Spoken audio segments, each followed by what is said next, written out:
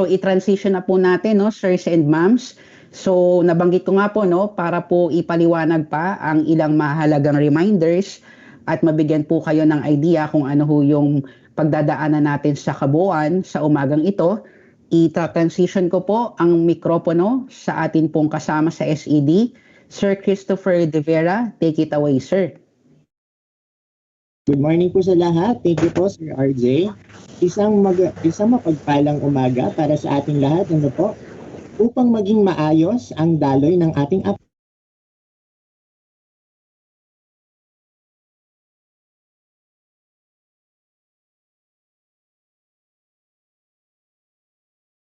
Sir Christopher, kayo po ay nakamute. Hindi po natin marinig. Alright, pasensya na po, ano po. Okay, take 2. Okay, isang magandang umaga para po sa ating lahat upang maging maayos ang daloy ng ating aktibidad sa araw na ito. Inaanyayahan po natin ang lahat sa mga sumusunod na house norms. Una, listen attentively. Ikalawa, keep your microphones on mute and cameras off unless called to speak. Kung tayo man po ay ma-disconnect, siguraduhin po natin na bago po tayo mag-join sa meeting ay naka-off po ang ating mga cameras at microphones. Pang-apat, use the chat box po to send out your questions and clarifications that will be answered during the open forum. So in cases po ng ating chat box ay inaccessible, we will be providing you po with the Google form for your questions. Magkakaroon po tayo ng frequently asked questions bago po ang formal na open forum. Inaanyayahan po ang lahat na makinig dahil baka rito po ay masagot na ang ating mga katanungan. During the open forum, use the raise hand button to ask questions or clarifications and wait for the facilitator to acknowledge you before speaking. At panghuli, ask questions concisely.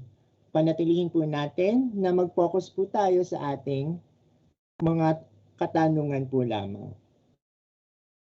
At bilang sa daloy naman po ng ating orientasyon sa araw na ito, from 8:30 po to 9 o'clock, ang ating pong preliminaries. From 9 o'clock to 9:20, ang atin pong background of the guidelines on the provision of the special hardship allowance at susundan naman po ito ng coffee break. From 9:30 to 10:30, orientation proper na naglalaman po ng scope, general guidelines, and other eligibility conditions and procedures. From 10:30 to 11:45, ang atin pong open forum at bilang panghuli, ang ating pong closing activity from 11:45 to 12 noon. At para naman po sa layunin ng ating aktibidad sa araw na ito, this orientation aims to capacitate the field personnel by discussing the rationale or background of the revised guidelines on the special hardship allowance, by explaining the hardship index, how the schools are identified as hardship posts, and how the eligible personnel shall be determined, by discussing the budget allocation and release and other procedural guidelines, by clarifying the roles and responsibilities of the RO and SDO for the provision of SHA to qualified personnel, and by providing knowledge and procedures on how RO and SDO shall address issues coming from the schools. So to keep the ball running po, no? Back to you po, Sir RJ. Salamat po. Thank you, Sir Christopher. Opo. Marami pong salamat. Bago po natin ituloy, meron po kaming request for everyone, to everyone. Medyo malaki po kasi yung population po natin ngayon sa virtual room, no? Around 400 na po tayo. And I think because of our size, medyo nakakaapekto po ito sa atin pong bandwidth, yung atin pong connection in general. So may we request po to our sirs and madams na off po muna natin yung atin pong mga cameras. I think that's we are suspecting it is one of the possible causes. But also because of our sheer size, ano po, malaki-laki po yung ating batch for today. So ano po no, let's just ensure that our cameras and our audio are on mute and in the off mode, ano po. Sige, thank you so much. Ako po ba ay malinaw pang naririnig? Hindi po lagging at hindi po on and off ang audio. Marami pong salamat. O sige po, ituloy na po natin, no? Ang next part po natin ay ihahandog po ng aming hepe, ang aming pong chief sa School Effectiveness Division. Ibibigay niya po sa atin ang importanteng context, no? Saan po nanggaling at ano po ang mga pinagdaanan ng ating BO39 series of 2021. So without further delaying this, magandang umaga po, Sir Dexter Pante. Good morning everyone.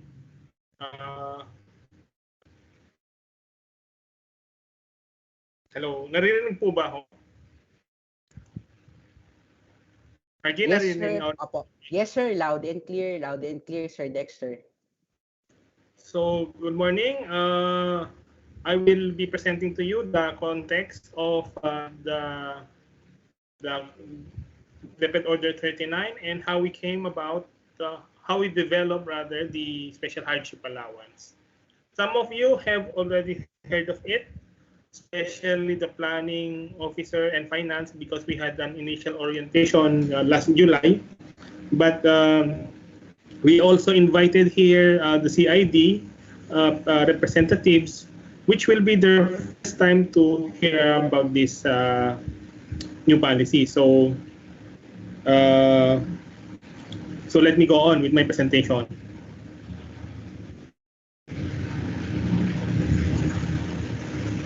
Next slide, please.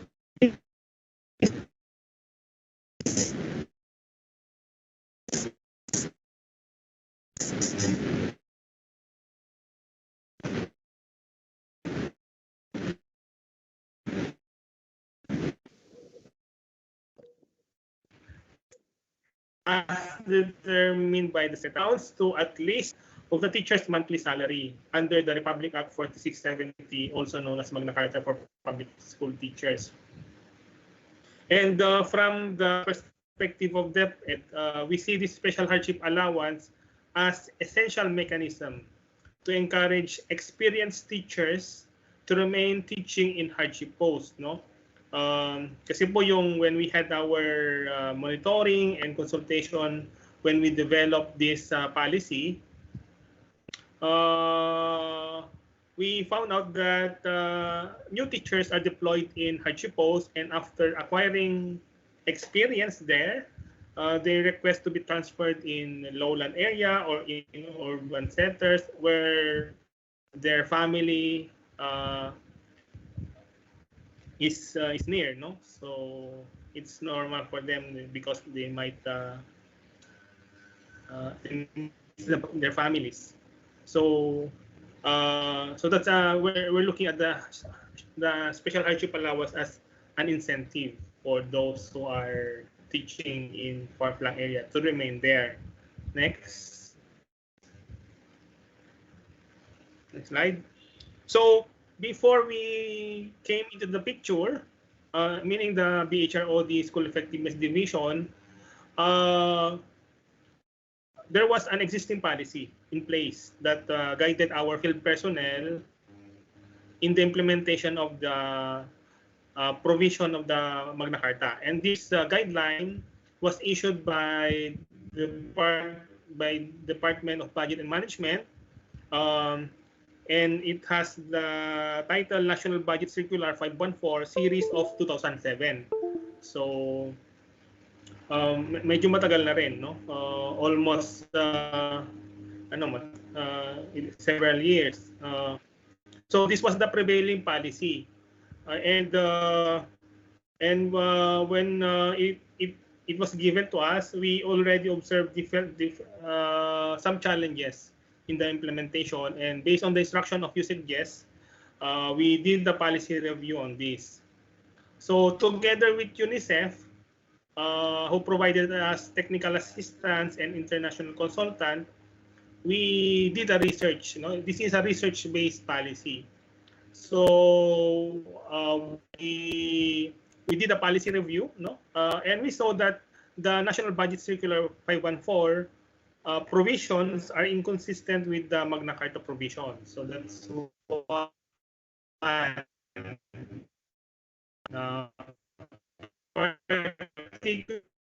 allowance rate. The NBC 514 provides a graduated rate, meaning it has 15, 20, and 25% rate, while the Magna Carta says the rate of the special hardship allowance should be at least 25%. Aside from that, even the National Budget Circular 514 has ambiguous and very vague provisions. For example, the computation of distance, the computation of distance, like it says there that for certain distance, wherein the point of reference would be the school to the nearest point where there is available motorized, land-based, or water-based transportation. So that's very difficult to ascertain also. And finally, the process provided by the National Budget Circular 514 required our teachers to submit voluminous data. For example, they have to secure certification from the barangay for the distance. And to some extent, they also get some certification from Disaster Coordinating Council for the declaration of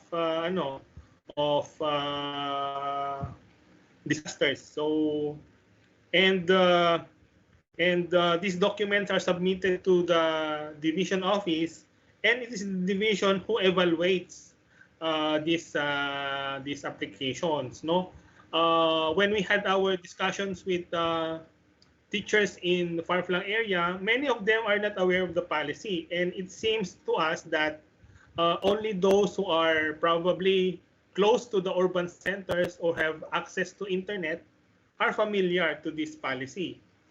Kasi nga yung mga malalayong lugar na walang internet access, hindi nila nakita yung mga policy ng DepEd or ng government. So even that process is biased, Parang favored sa mga people who are merong access sa internet.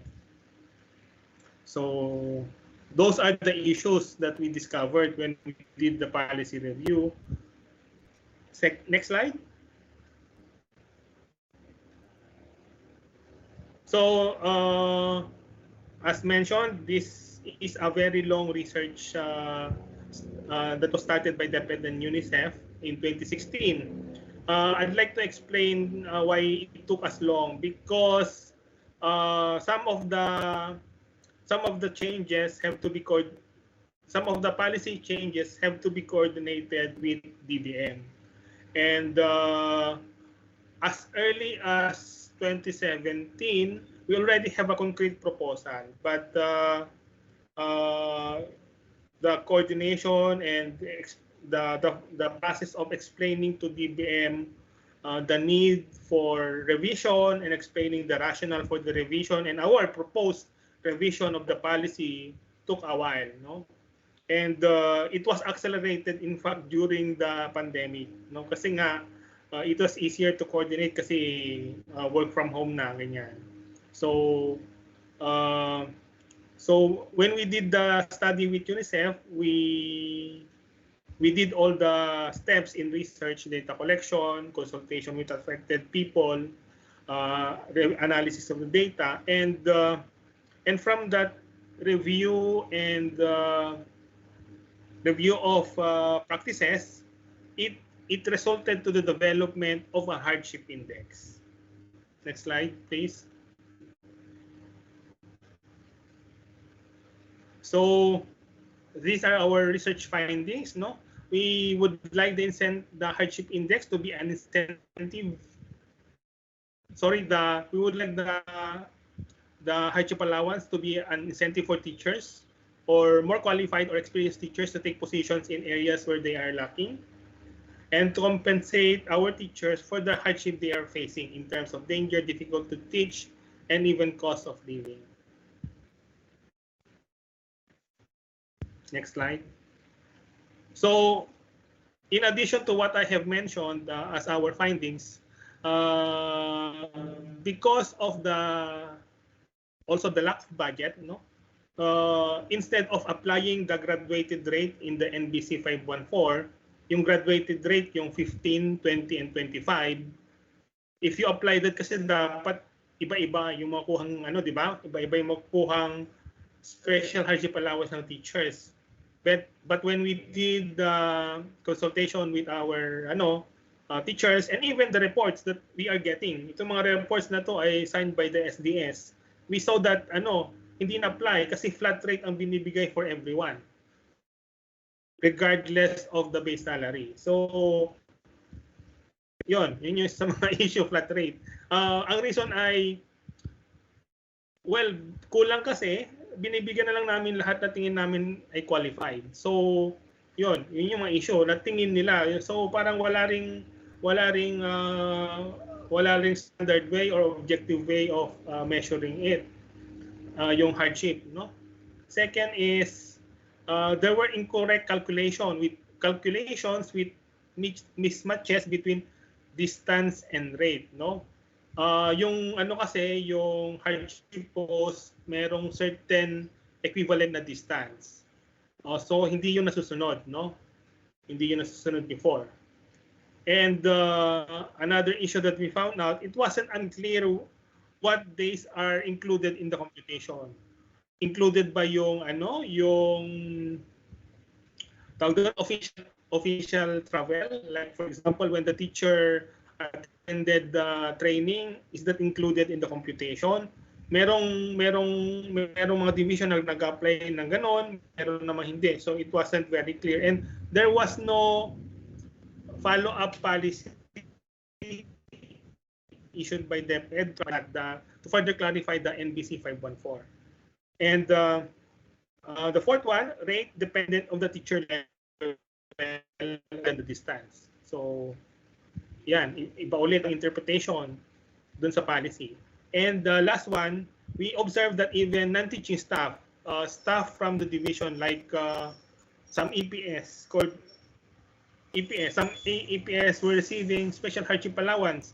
Even some, meron pang isa, we found out in the report, OIC SDS, probably school head siya before, pero naging OIC na siya, na SDS. So nakatanggap pa rin siya ng hardship allowance. So those are the things that we found out in our data collection. Next slide.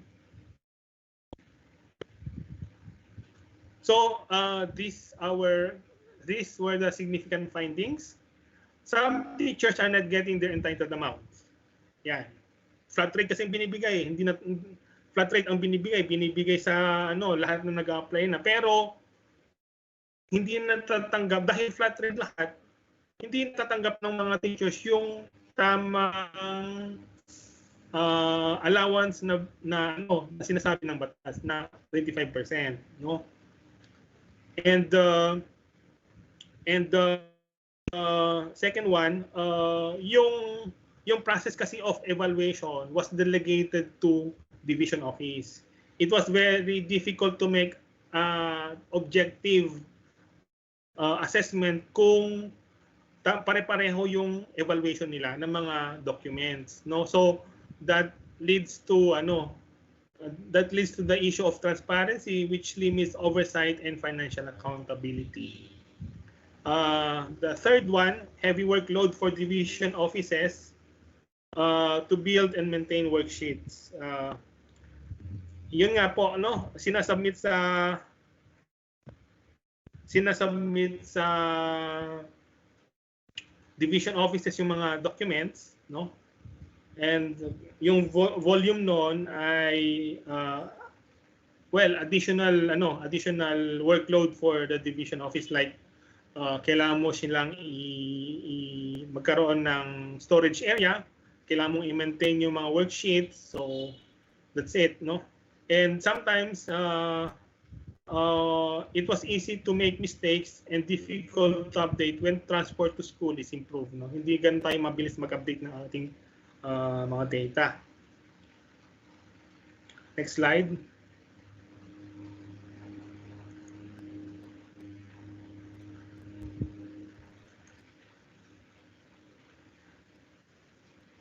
Okay, gearing towards the objective implementation of SHA, no? So as a result of the study, sinabi ko na medyo unclear yung mga provisions, wala tayong objective way of measuring hardship post. The result of the study recommended the development of a hardship index, no? So later on, our statistician, Noveros, will explain to you the different elements of the hardship index. Ano yung weight ng 8 variables na yon, no? Ano yung weight, meaning anong percentage nila sa index. And you will also have a simulation of the computation of the hardship index using actual data from a school, so that later on when our school wants some clarification with you, no, you could explain to them that this is the formula, this is how it is computed using the data that you have submitted to us. But before that, no, I'd like to emphasize that the hardship in the tool for measuring hardship, no, and at the same time, a tool for prioritizing, no, prioritizing our meager resources. Kasi po hindi naman po unlimited yung budget natin, no. No, we want everyone to kung unlimited ang budget natin, no, sa DepEd, we could provide everyone the special hardship allowance. But the truth of the matter is, our budget is limited, no? Kayo po sa DO, alam yan, no? How to allocate yung mga resources ng division office. Kaya nga po tayo nagbabudget planning, di ba? Kasi ito lang yung binibigay sa atin, and therefore, dapat meron tayong way of prioritizing, no? Way of equitably prioritizing our resources. Ito pong hardship index, isa po siyang prioritization tool, no? Dito makikita natin kasi yung yung school na nasa nasa hardship post, yung which school has the most hardship factors. So yon, yung prioritization, ginagawa po natin yan sa lahat ng programa din naman natin. So I hope you understand that this hardship index is a way for DepEd to identify yung most hardship post, no? Tapos using that objective metric, no, china-channel po ng DepEd ang kanyang meager resources dun sa most hardship post. So ito po, gusto ko po sana i-emphasize na tool ito to prioritize yung meager resources po natin. Next slide. So these were the steps that we did when we had when we formulated the special hardship index, no. As a standard step, we followed the process of planning service in terms of policy development. We reviewed the current existing policy on teacher hardship allowance, the Magna Carta for public school teachers, and NBC 514. We also analyzed the practices in the calculation of teacher hardship allowance. You know, we visited several SDOs on to discuss to us how they calculate the hardship allowance for teachers. And we also did consultation with affected teachers. In NCR, we invited ALS teachers, no? And teachers in Rizal na tingin namin hardship post din. We also had consultation in South Cotabato province, and we fielded an online survey asking our field personnel what are the other factors that they think should be considered in the computation of hardship allowance. Kasi some teachers are saying na hindi lang dapat distance ang factor mo, no? When you consider hardship post. And finally, we did an analysis of the BIS data, no, to come up with the hardship index. Next slide, please.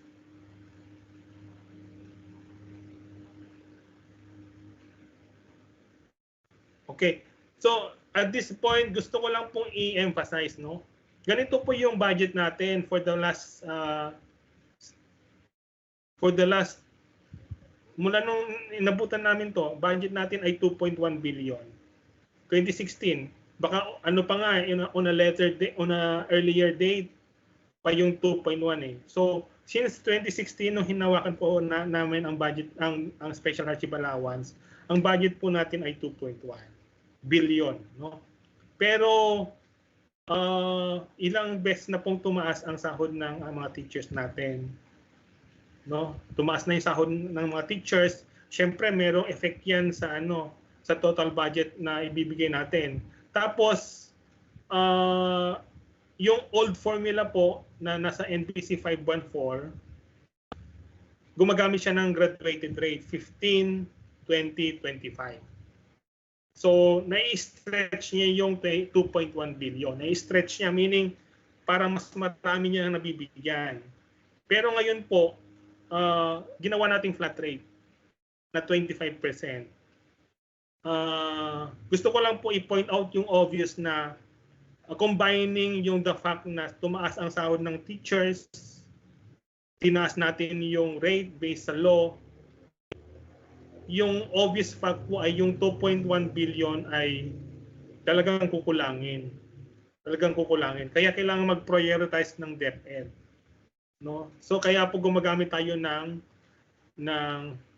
tool, objective tool based on statistics and research para ma-identify yung most hardship posts na bibigyan po natin. So alam po namin, no, ito na kasi yung third na orientation, and alam po namin na sa mga nakatanggap before, na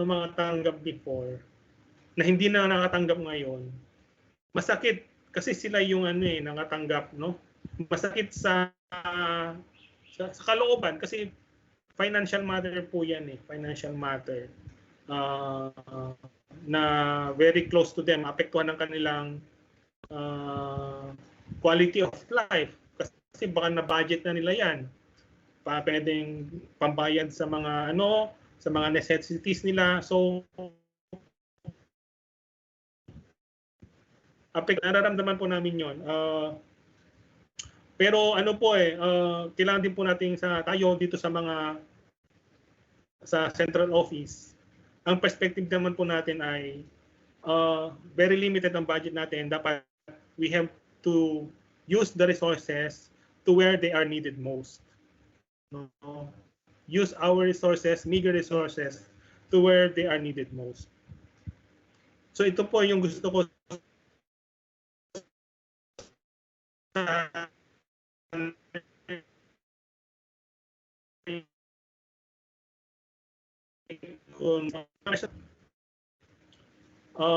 pero tingnan naman po natin yung yung isang aspeto na nagkaroon kasi ng ng parang, di ba sinabi tumaas yung rate, tapos tumaas yung salary ng teacher. So kumunti talaga yung paghatian. Ang ginawa po ng DepEd, inalam niya sino dito sa mga listahan natin ng schools ang pinakamas nangailangan, no? So ang nangyari po, no, tapatin ko na po kayo, no? Yung nakatanggap before, nangangailangan siya talaga. Pero ang nangyari po dahil gumamit tayo ng scientific measurement to identify the hardship post, masasabi natin na meron tayong nakitang school na mas nangailangan pa sa original na nakatanggap before. So ganun pong nangyari.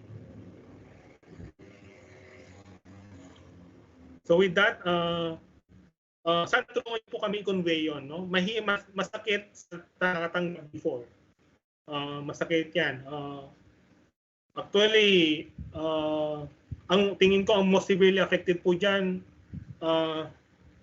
ang region ko, ang Region 1. Gusto ko lang sabihin din na taga Region 1 po ako. Pero mas nangibabaw po yung yung perspective ko na sa central office dapat tingnan natin yung mas nangailangan na mga schools gamit ang ating datos, Kasi hindi pwede tayong hindi tayong pwedeng manghula lang. Dapat may basehan ang ating prioritization. At binalikan po natin ang datos sa BIS. So with that, I hope na matulungan nyo kami na i-convey itong new policy. May mga improvements po, no? May mga improvements. May mga nag-gain din dito at may mga nawalan ng hardship allowance. Pero sana matulungan nyo rin kami na ipaliwanag sa kanila. At hindi naman po dito nagtatapos, no? Hindi nagtatapos yung pag-improve natin, no? Sa mga susunod naman po mga panahon, i-review natin ulit tong policy, no? At kung kailangan pa, maglalabi kami sa DBM na taasan yung budget natin. Kasi 2.1 billion since 2016 na siya eh. So dapat kung ma-improve din po natin ang ating utilization, kasi depende rin yan sa utilization natin sa DBM, yung absorptive capacity natin. Kaya nakikiusap din po kami na sana makapag-submit po kayo ng timely report sa amin kasi tinatanong din yan, gaano tayo kabilis mag-utilize ng budget natin kasi tinitingnan po rin yan ng DBM bago i-grant yung request natin for additional budget. At the moment po yung utilization natin last year nasa 30% pa lang. So ang baba po yun ng utilization report pa natin. So yun po, no? Thank you and I hope you will learn a lot from this meeting and I hope you could help us explain to our teachers, especially those who are affected really of this new policy. And also we would also appreciate kung makakakuha rin po kayo ng mga feedback from kasi yung nagkaroon ng reallocation, sabi ko nga merong hindi nakakatanggap noon na dapat nakatanggap pero ngayon po nakatanggap na. So hopefully makuha rin kami ng ganung mga feedback lang, hindi lang feedback about mga complaints but also feedback, mga constructive criticism din po. So thank you and pleasant good morning to everyone. Thank you so much, Sir Dexter. Maraming salamat po. And to our participants, we hope that despite the intermittent internet connection, ay na-capture po natin yung mga important na messages simula po kay Yusek Willie and then kay Director Lopez at ito nga pong galing po sa aming chief, si Sir Dexter Pante. Opo, kumbaga sa circus, mga sir, mga ma'am, tayo yung mga jugglers, no? Marami tayong mga ginajuggle na mga bagay, sabay-sabay. Marami po tayong mga kino-consider. At yun nga po, birth pains kasi bago po yung polisiya. Anyway po, no, susubukan po nating mas palilimin pa yung appreciation natin sa mga provisions at mga guidelines nga po, no, na patungkol dito sa new policy in a while. Pero kailangan po natin na mag-break po muna. 5 minutes po na health break. Opo, 5 minutes na health break para makapag-stretch, makainom ng tubig or kung ano man po yung inyong favorite morning drink. Ano po? Ano po natin, isara na po natin sa balik po tayong lahat ng 9:45. Ano po? It's 9:38. balik po tayo lahat ng 9:45. And we hope that we could also start on time. So with that po, see you in a moment. Ano po? 9:45.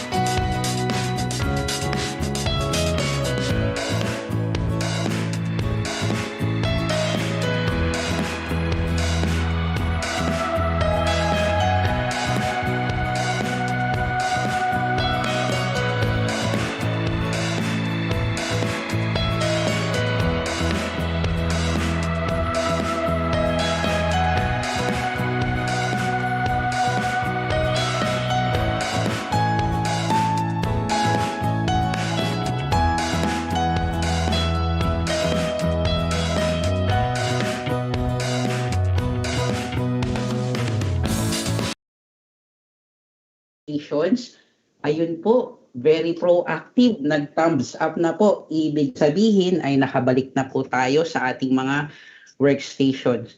So, sirs and ma'ams, alam niyo po, yun nga po, no, medyo malaki-laki yung ating group for today. We are around 450 plus. Baka malapit na tayo mag 500 bago matapos itong umagang ito.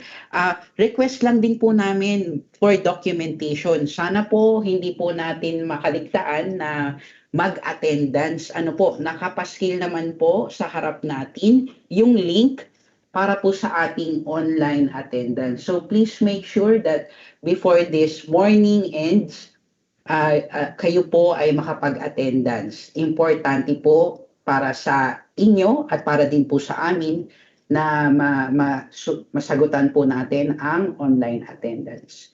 So with this, isa nga po ulit, pindot ng heart or thumbs up kung tayo po ay nakabalik na sa ating station. Ayun, sige po. Nag-uumapaw po ang puso sa umagang ito. Marami pong salamat. Ito na po yung portion na kung saan hihimayin po natin at bubusisiin yung mga bagong provision ng ating pong DO 39 Series of 2021. At para po pangunahan ang pagpapaliwanag, tinatawagan ko po ang aming kasamahan sa SED. Isa po siyang katulad ko po, katulad ng karamihan sa amin na technical staff. Ano po? Si Ma'am Novi Rose Dadole. Miss Novi Rose, good morning. Good morning po sa lahat. Ako po ba ay naririnig ng malinaw, loud and clear po ba, Sir RJ? Novi Rose, although may mga nagta-thumbs up po, no, siguro kaya pa ba natin na mga 2 notches? Opo, 2 notches louder. Hello? Ayan, opo. Very good, Ma'am Novi Rose. Okay na po. Thank you. Ayan, once again po, good morning. Ako po yung magdi-discuss ng mga important provision po ng ating guidelines, including po yung paano po na-develop yung ating hardship index, how the school or how the SHA of all schools are being computed. And kasama na rin po sa discussion ko yung budget allocation and release and other procedural guidelines. And most importantly po, yung roles and responsibilities po ng bawat office sa SDO at region. So with that po, let me start my presentation by showing to you what is the hardship index. So yun nga, na-discuss po ni Sir Dexter kanina na ito pong pag-develop po ng hardship index ay result po to ng study or analysis po na ginawa po ng UNICEF together with DepEd. So yung goal po natin dito ay to develop an objective way to determine the hardship posed. So meron na po tayong tool na based on numbers na siya, based on data, para po ma-determine na po natin ng mas maayos yung mga hardship posed na schools. Okay. What is the hardship index? So hardship index is any number from 0 to 1 representing the degree of hardship of a particular school, and it is a combination of all the aspects identified as hardship factors. And the closer the value of the index to 1, the higher the degree of the hardship. So yung values po ng hardship index ay nagre-range po siya from 0 to 1. Na mako-compute po natin to using the 8 hardship variables as a result of the analysis na ginawa ng UNICEF, which is sa next slide niyo po makikita kung ano-ano po yung mga 8 variables na yon. And kapag closer yung hardship index ng school to 1, meaning mas hardship yung school or mas mahirap yung nararanasan ng school na yon. So for example, yung hardship ng school is 0.2. So makikita mo sa hardship index mo kaagad na 0.2 yung hardship index. So mas mahirap pa pala ng mga schools na yung 0.2 and above sa akin. So yun yung idea po ng ating hardship index. The closer the value of the index to 1, the higher the degree of hardship. So these are the 8 hardship variables or 8 hardship factors po na nakita po ng study po ng UNICEF to be significant sa ito po yung to be significant factors na makukonsider natin na ito po yung isa or itong 8 na to ang nagpapahirap or nagpapadagdag hirap sa mga guro na magturo sa isang school. Okay, so these are the following: the travel cost to division, travel time to division, poverty incidence at the municipal level, violent acts, presence or absence of electricity, walang water, walang internet, and there is existence of temporary learning spaces. So for the percentage share po ng bawat variable, through statistical analysis din po itong percentage na nandito. For travel cost, from school to division, 16% po siya of the whole index. Ito pa lang travel cost to division and travel time to division, one way po yan from school to division based on the BIS po na reporting po natin. So one way travel cost from school to division, one way travel time in minutes from school to division. Ang poverty incidence po ay 18%, which is makukuha po natin ito sa PSA. So sa PSA po kami nag-request ng data po ng poverty incidence at the municipal level. Violent acts, ito po ay kasama na po dito yung number of crimes against school head, personnel, learners, and presence of armed conflict and the likes. No electricity, so walang electricity ang school, 11% yung percentage na. Walang water, 4%, walang internet, 4%, and temporary learning spaces needed, 1%. A total of 100% po for the index. Again, the 7 variables po dito, except the poverty incidence, ay makukuha po lahat sa ating information system ng DepEd, which is the Basic Enhanced Information System. Using the latest available po na meron po tayo sa BIS. Okay. Next naman po ay example po for the calculation of the hardship index. Sa first column, ito po yung 8 hardship variables po natin. Variable weight na pinakita ko na rin po kanina itong sa second column. The third column is the upper limit po, which is computed as the 99th percentile of the data po of all schools. So ayan po sa third column. And itong fourth and fifth column po is ito po yung value. Depende po kung anong school. So, ang constant lang po dito is from first column to third column. Constant po yan sa lahat ng schools.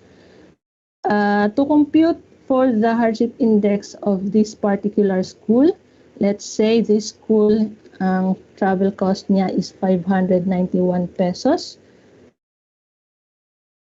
591 pesos. From one way po ito ha.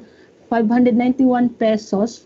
One-way travel cost from school to division, 275 minutes, one-way din po, from school to division.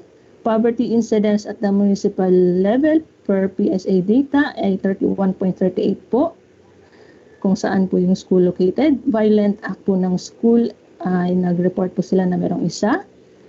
Merong electricity, merong water, merong internet, and there is no existence of temporary learning spaces.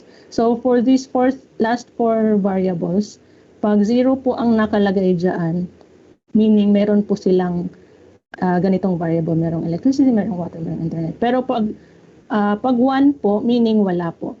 Kung 1 itong na electricity, wala silang water, ay wala silang kuryente. Pag 1 itong no water, wala silang tubig, and so on.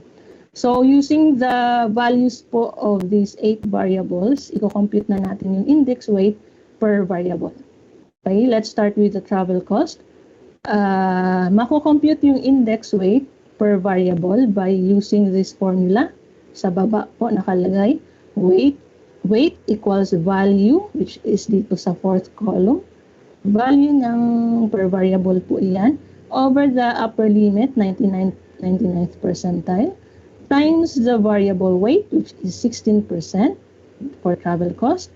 So, for travel cost na index weight, ang weight po niya ay 0.07238 for this school. For travel time naman, 275 divided by 600 times 35% equals 0.16, 0417. For poverty incidence, 31.38 divided by 69.06 times 18% is equal to 0.08179. 1 divided 2 equals 0.5 times 11% equals 0.055.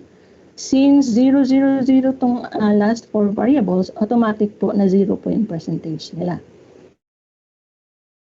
Ayan. So, summing this up, so yung total po nito, itong last column is equal to 0.370. So, yung HI po ng part ng school na ito ay equal to 0.370. Para po ma-appreciate natin itong sa upper limit, ang ibig sabihin lang po nito ay if the school has at least ang travel cost po niya is at least 1,300 pesos. Nagta-travel, yung travel time from school to division is at least 600 minutes. Yung poverty incidence is at least 69.06. Violent acts is at least 2. And walang electricity, walang water, walang internet, and there is an existence of temporary learning spaces. So, makukuha po niya yung maximum na index na 1. 1 po kapag yung school ay may ganitong characteristics po. So, ayan. Next po, next example. I will request po na i-try niyo po ito sa inyong i-try niyo po ito on your own. Ito po i-input niyo po sa Excel file para po madali siyang i-compute. Second column, third column, fourth column, and fifth column. I-input niyo po itong value for this school. Yung travel cost po niya is 300, travel time is 300, poverty incidence is 57.26. Walang violent acts, merong water, merong electricity, walang internet. There is no temporary learning spaces needed. Thumbs up na lang po if tinatry niyo na po yung ating formula for the hardship index. Sir RJ, meron na po bang nagto-thumbs up? Sorry, hindi ko nakikita. Or Sir Topper? Yes, Noveros, meron pong mga nagta-thumbs up. Okay, thank you po sa pag-try po. Sige po. So, pa-input na lang po sa Excel nyo. Tapos, try the formula po. For the last column, ang formula po ulit ay value over the 9th upper limit times the variable weight.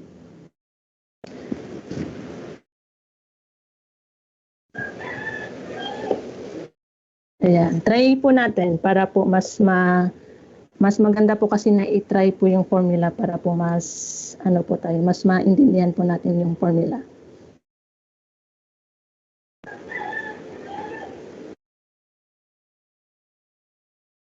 Make sure po na naka-percentage po yung second column po.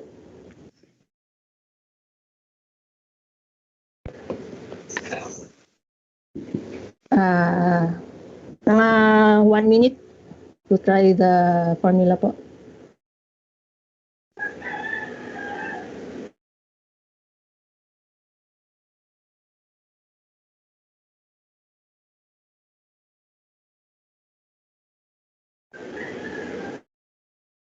So far, okay pa naman po. Nasusundan naman po yung formula. Pa-thumbs up na lang po.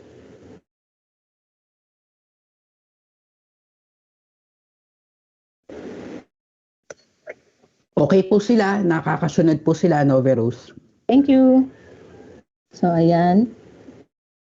I-continue ko na po. Okay po. 1 minute, nag-1 minute na po. So, I hope na-try nyo na po at same po yung nakuha natin yung hardship index ng school na ito. So, let me continue my discussion for next example. So, dito naman po sa school na to ay may 1,000 siya na travel cost, 800 yung travel time niya, 59.53 yung poverty incidence, and ito yung mga values niya for the next variables. So, adding the index weight for all the variables, ang HI po ng school na to ay 0.71. Next po, another example. Ayan. So, with these values, yung index po niya is 0.27. And, following the formula po to get the hardship index or to compute the hardship index, ang HI ng school na ito ay 0.35.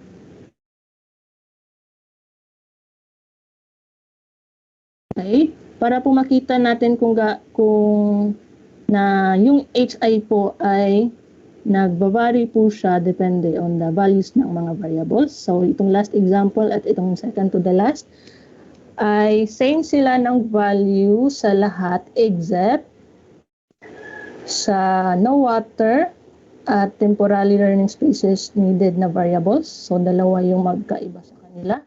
Ang isang school ay merong water, ang isang school ay merong water at walang temporary learning spaces.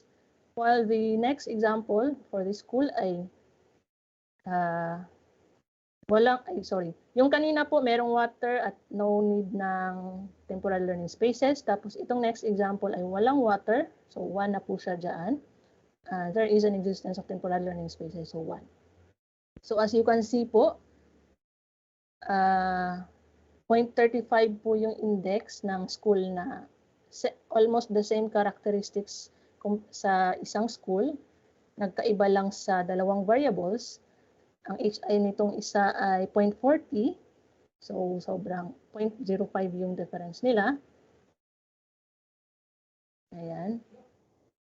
So, based on the cutoff, itong school na ito ay makakatanggap ng or determined as a hardship post, while yung isa ay hindi po siya considered as hardship post. So, ang pakita ko lang po dito na yung hardship index po ay hindi lang po siya nakabili na sasabihin natin na sabihin ng school na parehas naman kami ng travel cost, parehas naman kami ng travel time, bakit siya ay hardship post, kami ay hindi. So, titingnan natin yung ibang variables kung saan sila nag-differ. So, dito ay hindi sila magkapareha sa water at sa temporary learning spaces. Yung isa ay wala, yung isa naman ay meron.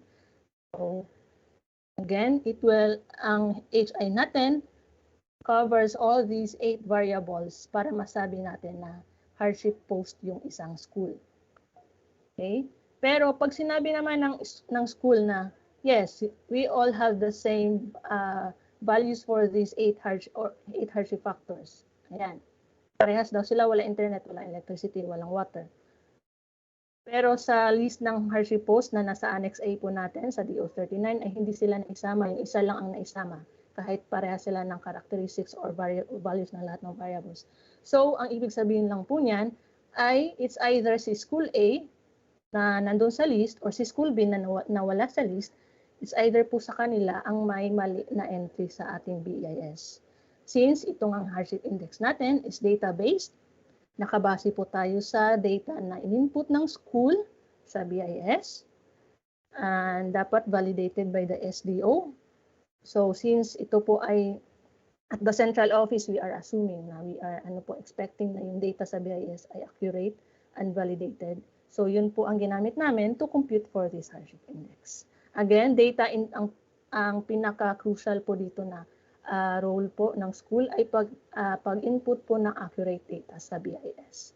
So, napaka-importante po dito ang data inputting, data accuracy, and data validation po sa ating BIS. Okay? Now, for the distribution naman ng hardship index ng lahat ng schools, ito po ang nasa screen nyo po. So, ayan. The closer the value of the index to 1, the higher is the hardship or the hardship the school is experiencing. And for starting FY 2021, ang HI cutoff po natin is 0.37. Ayan po, 0.37.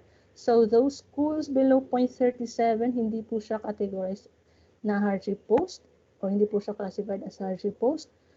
So those schools lang na may HI na 0.37 and above, ang ating hardship post na nasa Annex A po na nakalista po sa Annex A.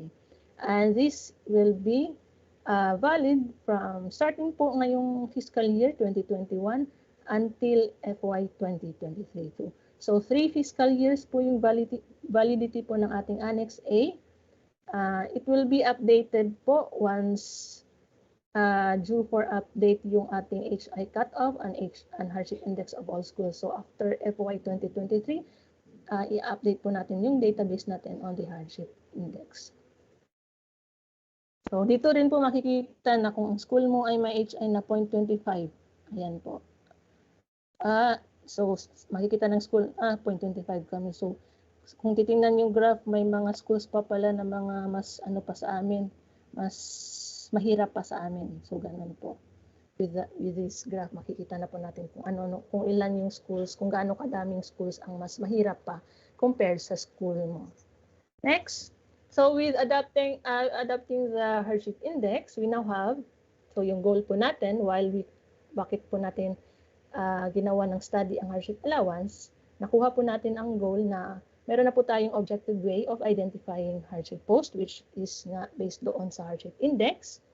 Data-driven po siya, and it will reduce the process of availing the SHA since meron nang identified at the central office na mga hardship post. So bawas na yun sa mga bawas na yun sa process of availing the SHA na hindi na kailangan mag-apply ng mga teachers just to avail of their SHA since nasa hardship post nga sila.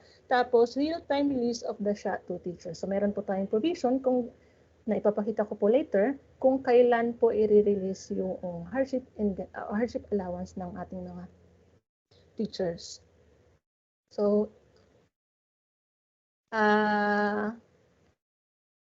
kalimutan ko pala sabihin kanina. Yung hardship index po ay exclusive lang po siya sa hardship post na category. So, ang Annex A, the list of hardship post na nasa DO 39, yun po ang list ng hardship post po. Exclusive po siya. Excluding po the list of pure MG schools. Kasi po maraming nagtatanong na bakit po wala kami sa list sa Annex A, pure MG naman yung school namin. Again, ang sagot dyan, ang list of the hardship post na nasa Annex A ay list lang po ng mga hardship post na schools. Hindi po kasama ang pure MG schools. So, mamaya po, babanggitin ko po kung kanino po na office manggagaling yung list ng pure MG schools and also the list of the ALS teachers. Ang central office po ang magbibigay lang po ng list ng mga hardship post na schools. Kasi meron po tayong tatlong kategorya, hardship post, pure MG, and ALS. So magkaiba po yung categories ng hardship post, pure MG, at ALS. So balik po po. So based on the guidelines, yung definition po ng SHA is it is an additional compensation generally paid to teachers who because of the nature and or location of their work are exposed to hazards and difficulties. So yan po yung definition ng ating special hardship allowance sa ating new guidelines. Now for the coverage po, okay, ito po yung tatlong categories po natin for the SHA. Una, school heads and teachers assigned in hardship posts. Eligible po sila. Hardship post through the hardship index. Next po is the ALS mobile teachers, DALSIs concurrently handling ALS classes. And the third one, all school heads and multi-grade teachers assigned in pure multi-grade schools. So ito po yung tatlong categories natin for them to avail the special hardship allowance. Again, hardship post, pure MG schools, and the ALS teachers. Next, for the general guidelines and other eligibility conditions, iisa-isahin ko po, nasa guidelines din po ito, pero para po same yung interpretation natin, iisa-isahin ko po dito sa aking discussion. So una, all qualified recipients shall receive the SHA amounting to 25% of their monthly salary for a period of 10 months for every fiscal year, which shall be released on a quarterly basis. So lahat na po ng mga eligible personnel based doon sa criteria na na na-present ko kanina, yung sa coverage, lahat po sila, pagpasok po sila doon, lahat po sila ay makakatanggap ng 25% of their monthly salary. Ito po ay ang SHA po natin. Ang SHA po ay binibigay po sa mga guro for a period of 10 months for every fiscal year. So hindi po kasama ang summer months or summer break. 10 months lang po yung provision natin of SHA to the eligible personnel. And this shall be released on a quarterly basis. So sa isang dapat po pare-pareho na po yung pag-release ng mga division sa sa SHA ng mga ating mga eligible personnel. Quarterly basis na po dapat yung pag-release po ng kanilang entire SHA. Next, for qualified personnel who meet more than one criterion, for example, pure MG school, since magkaibang categories nga ang pure MG at hardship post, pure MG school is also categorized as a hardship post. The MG teacher shall receive SHA on only one criterion. So once or pag si multi-grade teacher ay nasa pure MG school and at the same time is identified din hardship post yung school na yun na pure MG, si MG teacher po ay dapat makatanggap lang po ng SHA sa isang kategorya. Meaning, it's either sa hardship post na category or sa pure MG school na category. Importante po to para po sa reporting po namin, alam po namin kung si teacher na to ay saan po siya naka-large na category, sa hardship post ba or sa pure MG school. So, with this number 2 po, ang ibig sabihin lang po nito, ang gusto lang po namin iparating po ay no to double availment po na tayo ng SHA. Hindi pwedeng makakatanggap ng SHA si MG teacher for the pure MG school na category at makakatanggap din siya ng SHA for the hardship post na category. Hindi po ganon. Then, sa isang category lang po siya pwedeng makatanggap. Third, the SHA, kailan mawi-withdraw yung SHA ng teacher? Una, the qualified personnel from a hardship post transfers to a non-hardship area.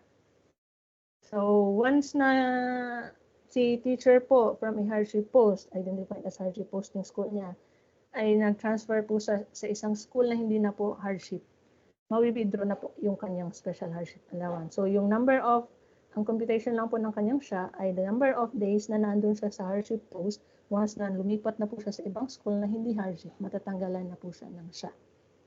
So, prorated po yung kanyang matatanggap na SHA. So, letter B, the qualified personnel. So, same scenario po sa A. The qualified personnel from a pure MG school transfers to a non-hardship post or a non-pure MG school. So, matatanggalan din po siya ng SHA once na lumipat siya sa hindi pure MG and hindi hardship post. Letter C, the school is no longer a pure MG school, meaning nag-o-offer na po yung school na yun ng both MG and monograde classes. So, lahat ng teachers doon sa school na yun ay lahat po sila ay hindi na po makakatanggap ng special hardship allowance for the MG school na category since hindi na sila pure MG na school. Next, for the ALS naman, the mobile teacher or DALC is no longer handling ALS classes. So, once na wala nang hinahawakang ALS classes si mobile teacher or si DALC, ay hindi na rin po siya makakatanggap ng special hardship allowance. Okay, next. For the procedures naman, first, the identification of schools as hardship posts.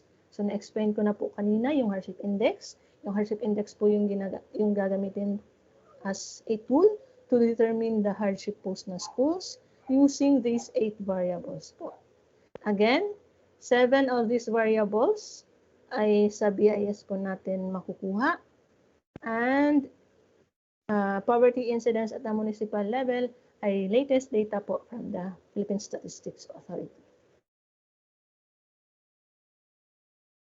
Next, in calculating the HI of all public schools, the data on the identified, okay, nabanggit ko na rin po yan na ito ay galing sa BIS and sa PSA. Letter C, the BHROD-SED shall compute for the HI of all schools every 3 fiscal years. Iko-compute kami po at the central office, kami po yung magko-compute ng HI ng lahat ng schools for every 3 fiscal years. So, valid po yung ating HI for 3 consecutive fiscal years.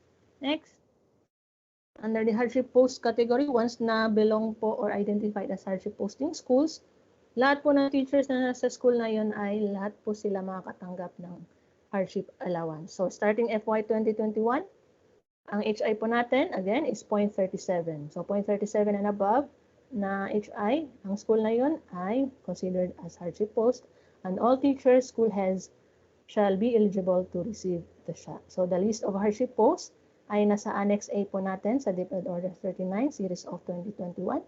Ang data po na ginamit natin doon sa pag-compute ng hardship index ay based on the latest available data ng BIS, which is SY 2019 to 2020. And the PSA po na data, yung poverty incidence, is the latest available data po from the PSA. The computation of SHA naman, eligible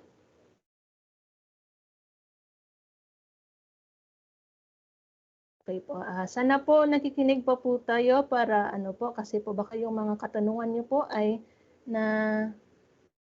baka po yung katanungan niyo po ay kasama na po sa aking discussion. So, again, we are requesting na makinig po tayo muna. So, yung number 1 house norm po natin, listen attentively po. So, baka para po hindi na po paulit-ulit yung mga katanungan sa chat box kasi baka na-discuss ko na po. Okay? Letter A, eligible DepEd personnel shall be provided with SHA equivalent to 25%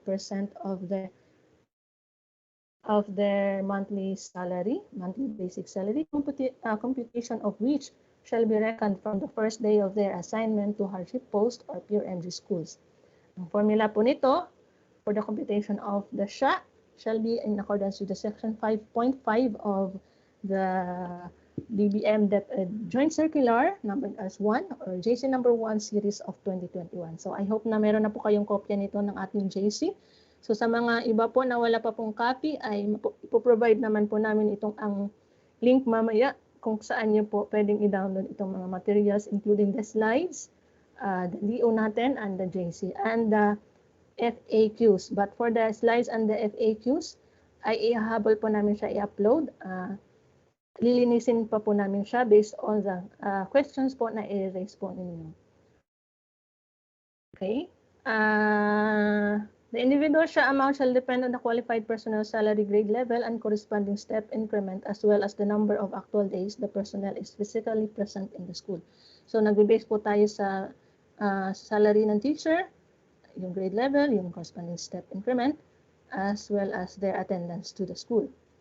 Ang document lang po na isasubmit nila ay DTR or the daily time record or any attendance and monitoring form as prescribed by applicable policies approved by the head of office. It will be serve as the basis for the attendance of the personnel. So for the calculation or the computation of SHA, ito po yung formula na ito, which is makikita sa JC number 1 series of 2021, section 5.5.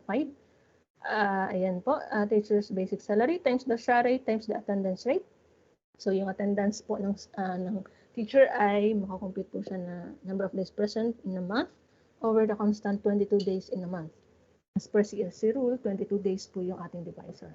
So for this particular teacher po na may 23,877 na basic salary times the SHA rate, 25% po, lahat po ng eligible personnel ay 25% na po yung matatanggap nila na SHA rate times yung attendance. So dito 19 lang po, 19 days lang siya physically present sa school. So 19 over 22, yung constant 22, yung makukuha niya na siya for this particular month is 5,155.26. And for the purposes of SHA calculation, tardiness or undertime of 4 hours or more shall be considered as half day, meaning 0.5 po yung ilalagay natin sa formula. So, pwedeng 19.5, ganun po, over 22. Now, for the cluster school head naman, handling 2, sa letter C na po tayo, is a cluster school head handling 2 or more hardship posts or pure MG schools shall be qualified to receive SHA in proportion to the actual number of days he or she is present in those schools. In no case shall the cluster school head be granted SHA more than the rate as computed in section 5.5 of the JC number 1 series of 2021. So, sa example po dito is yung cluster school head po na may hawak na at least 2 schools. So yung computation po niya, let's say si school head, cluster school head ay may hawak na 2 schools. Yung isang school ay hindi hardship, yung isang school hindi hardship, hindi rin pure MG, yung isang school ay hardship. So, yung computation po for this cluster school head ay kung ilan lang po or kung ilang araw lang po siya physically present doon sa hardship post na school niya. Hindi kasama sa calculation or computation yung number of days na naandun siya sa kabilang school, hindi hardship at hindi rin pure MG. So, proportion po siya sa actual number of days he or she is present in those schools. And another example, if parehas naman na hardship post yung 2 school na hawak niya, so lahat po yun, kung kailan siya pumunta ng school A, ay makasama po siya sa computation. Kung sa school B, ilang araw po siya pumunta doon, is masasama din po siya sa computation. Pero, hindi po dapat na sa, parehas po na, hindi po lalagpas sa maximum amount na pwedeng makuha ni school head. Let's say, yung maximum amount po for this, kunyari lang po na ito yung, hindi ko kasi alam yung salary grade ng school head. So, kunyari ito yung salary ng school head, 23,877 times 25%. And kunyari, perfect attendance po siya. So, times 1 yan. So, yung maximum amount na makukuha po niya is 5,155. So, dapat ito po yung limit natin, upper limit or maximum amount na makuha ni school head for that particular month. Hindi po pwedeng lumagpas dito yung makuha niya na siya.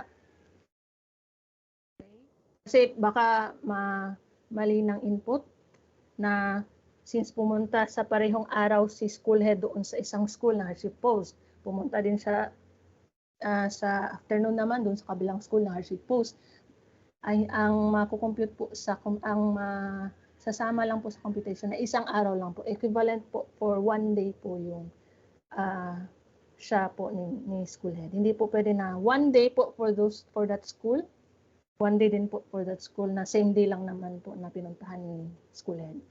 So, for that example is 1 day lang po yung kanyang computation siya.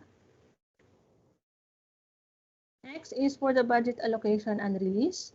The Bureau of Human Resource, kami po ng Office, School Effectiveness Division, shall identify the schools considered as hardship posts based on the HI cutoff and compute the corresponding budget allocation for the qualified personnel eligible for the SHA. And then with this, budget allocation na nasa GAA, na pinopose po ng Central Office and deliberated po sa DBM and sa budget hearing. Regional lump sum, once approved na po, is ida-download po siya by region. Tapos, sa Central po, CBLD and Bureau of Alternative Education ang magsasubmit po sa amin office yung list of pure MG schools and also mobile teachers for estimation or for computation of the corresponding budget allocation. So, for estimation po ng regional allocation, sa kanila po, sa office po na to, sila po yung magsasubmit sa atin, plus the BAIS na galing sa Plan and Service, ang gagamitin po namin na data to estimate the corresponding budget allocation po per region. And for the SDO naman, once na nasagaan na po yung budget or nasagaan na po yung SHA budget, CSDO, Curriculum Implementation Division, in coordination with the SDO Planning Officer, shall provide the SDO personnel unit the list of qualified personnel in hardship posts, pure MG schools, and ALS mobile teachers and DALSIs for the computation of SHA. And CSDO personnel unit po, in coordination with the SDO Finance Unit, shall submit a funding request to the Regional Office Finance Division with the list of eligible personnel and the estimated 10-month funding requirement during the first quarter of the fiscal year. So, with sa SDO po, CID po yung ang appropriate office po or specific offices po na gagawa or provide po ng list and the corresponding budget allocation po for the SDO, ICCID, Planning Officer, and C Personnel Unit. Sila po yung tatlong office na involved po dito na once na meron na po funding requirement po ng SDO, isasubmit po nila sa region, in coordination with the SDO Finance Unit, isasubmit po nila yung funding request sa Regional Office Finance Division. Estimated 10-month funding requirement po at first quarter po ito dapat mangyari. Estimated 10-month meaning maximum amount po na pwedeng makuha ng teacher po. Then, CRO Finance Division, using the amount na or the estimated 10-month funding na sinabit ng division, ay itatransfer po niya yung fund from the regional lump sum po sa GAA through the issuance of sub-RO based on the request subject to availability of funds. Then, once na na-transfer na po yung budget or yung fund to the SDO, si personnel unit po ang magpe-prepare ng SHA payroll. Quarterly po niya gagawin and submit this to SDO Finance Unit for the processing of payment of SHA. So si SDO Finance Unit na po yung mapaprocess ng payment to the entitled personnel on a quarterly basis po. So, dapat po ay ma-receive na po ni teacher ang kanyang entitled SHA in a quarterly basis. For reporting naman po, si SDO Personnel Unit in coordination with the SDO Finance Unit submits list of teachers who receive. Ito po yung actual na list na po. Kung sino-sino po yung mga teachers na naka-receive po ng SHA, isasabit po ng Personnel Unit in coordination with the SDO Finance Unit to RO Personnel Unit through email every 6 months. So yung reporting template po natin ay attached as annex based sa ating DepEd Order 39 series of 2021. Magre-release naman po kami ng memo kung kailan po kami kung kailan po namin i-gather yung report or through a memorandum po and magbibigay din po kami ng Excel file po of the template. Doon sa memo, i-attach po natin siya sa memo. So, si RO Personnel Unit, once na nasubmit na po ng SDO yung list or yung SHA Utilization Report, i-consolidate po ng RO Personnel Unit and submit this to Central Office through our office, BHROD School Effectiveness Division via this email address, bhrod.sed@deped.gov.ph every 6 months. So, si RO na po ang magsasabit po sa amin yung consolidated report na po ng SHA. Ang isasabit ng RO as much as possible ay malinis po yung report, wala pong missing data and wala po masyadong error kasi po pag mayroon pong missing data at mga error po sa inputting ng data ay ibabalik namin po ito para po ma-review at ma-provide po ng RO yung tamang data po for that particular data entry. So again, babaguhin na po namin ang process po na nangyayari ngayon na ngayon po kasi until FY 2020, si SDO po mismo yung nagsasubmit sa amin ng SHA Utilization Report. So starting FY 2021, si SDO po, isasubmit na po niya kay Region Personnel Unit, saka lang po isasubmit na po sa amin yung consolidated report. So ayun.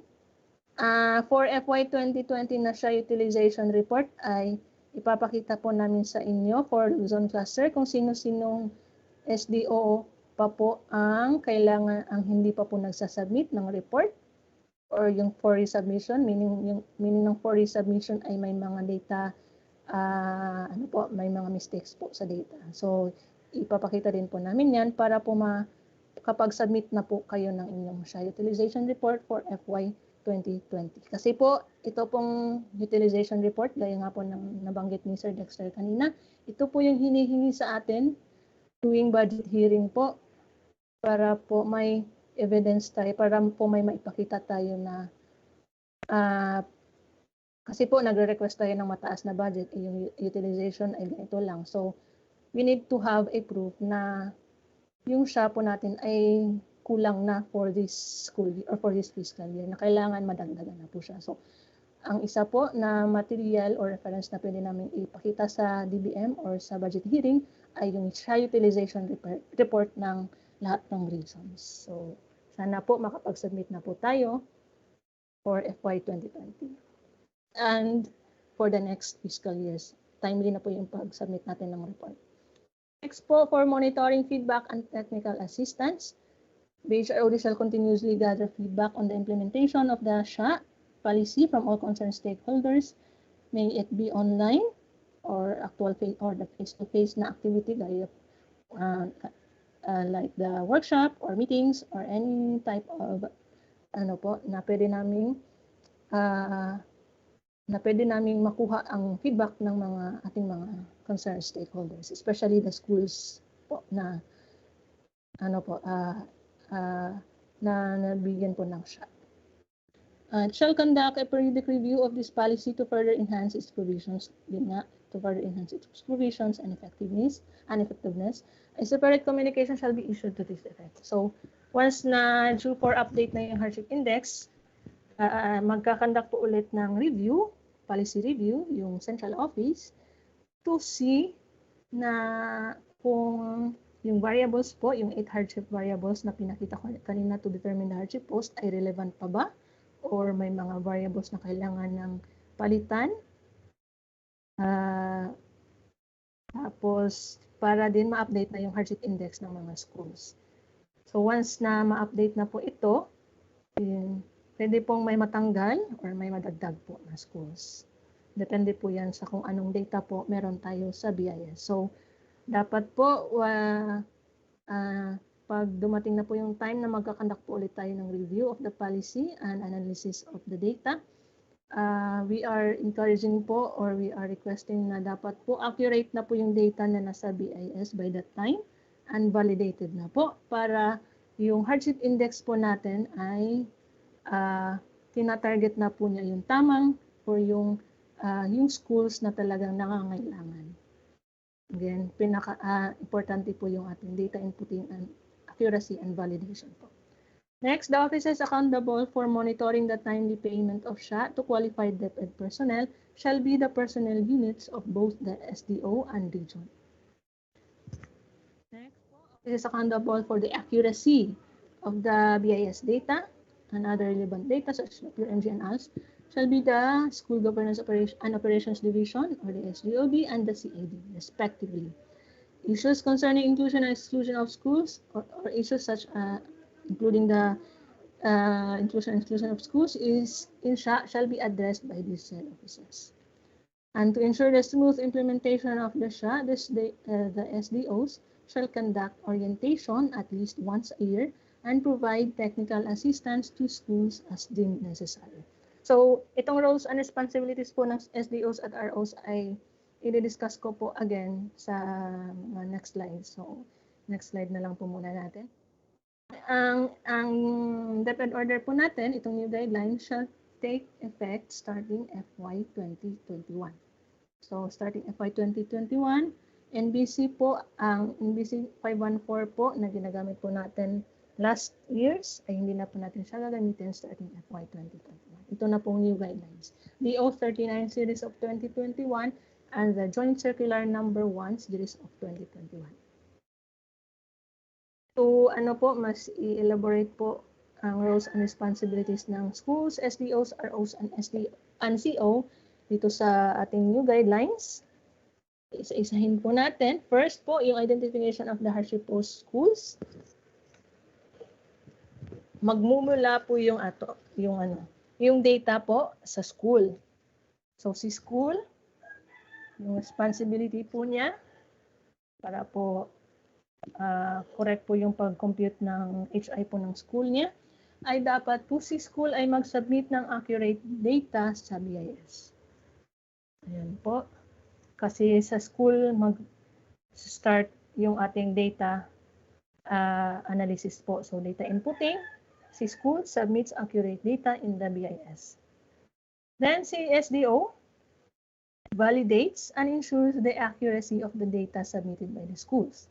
So si SDO dapat yung mag-validate ng mga data na in-input ni school sa BIS.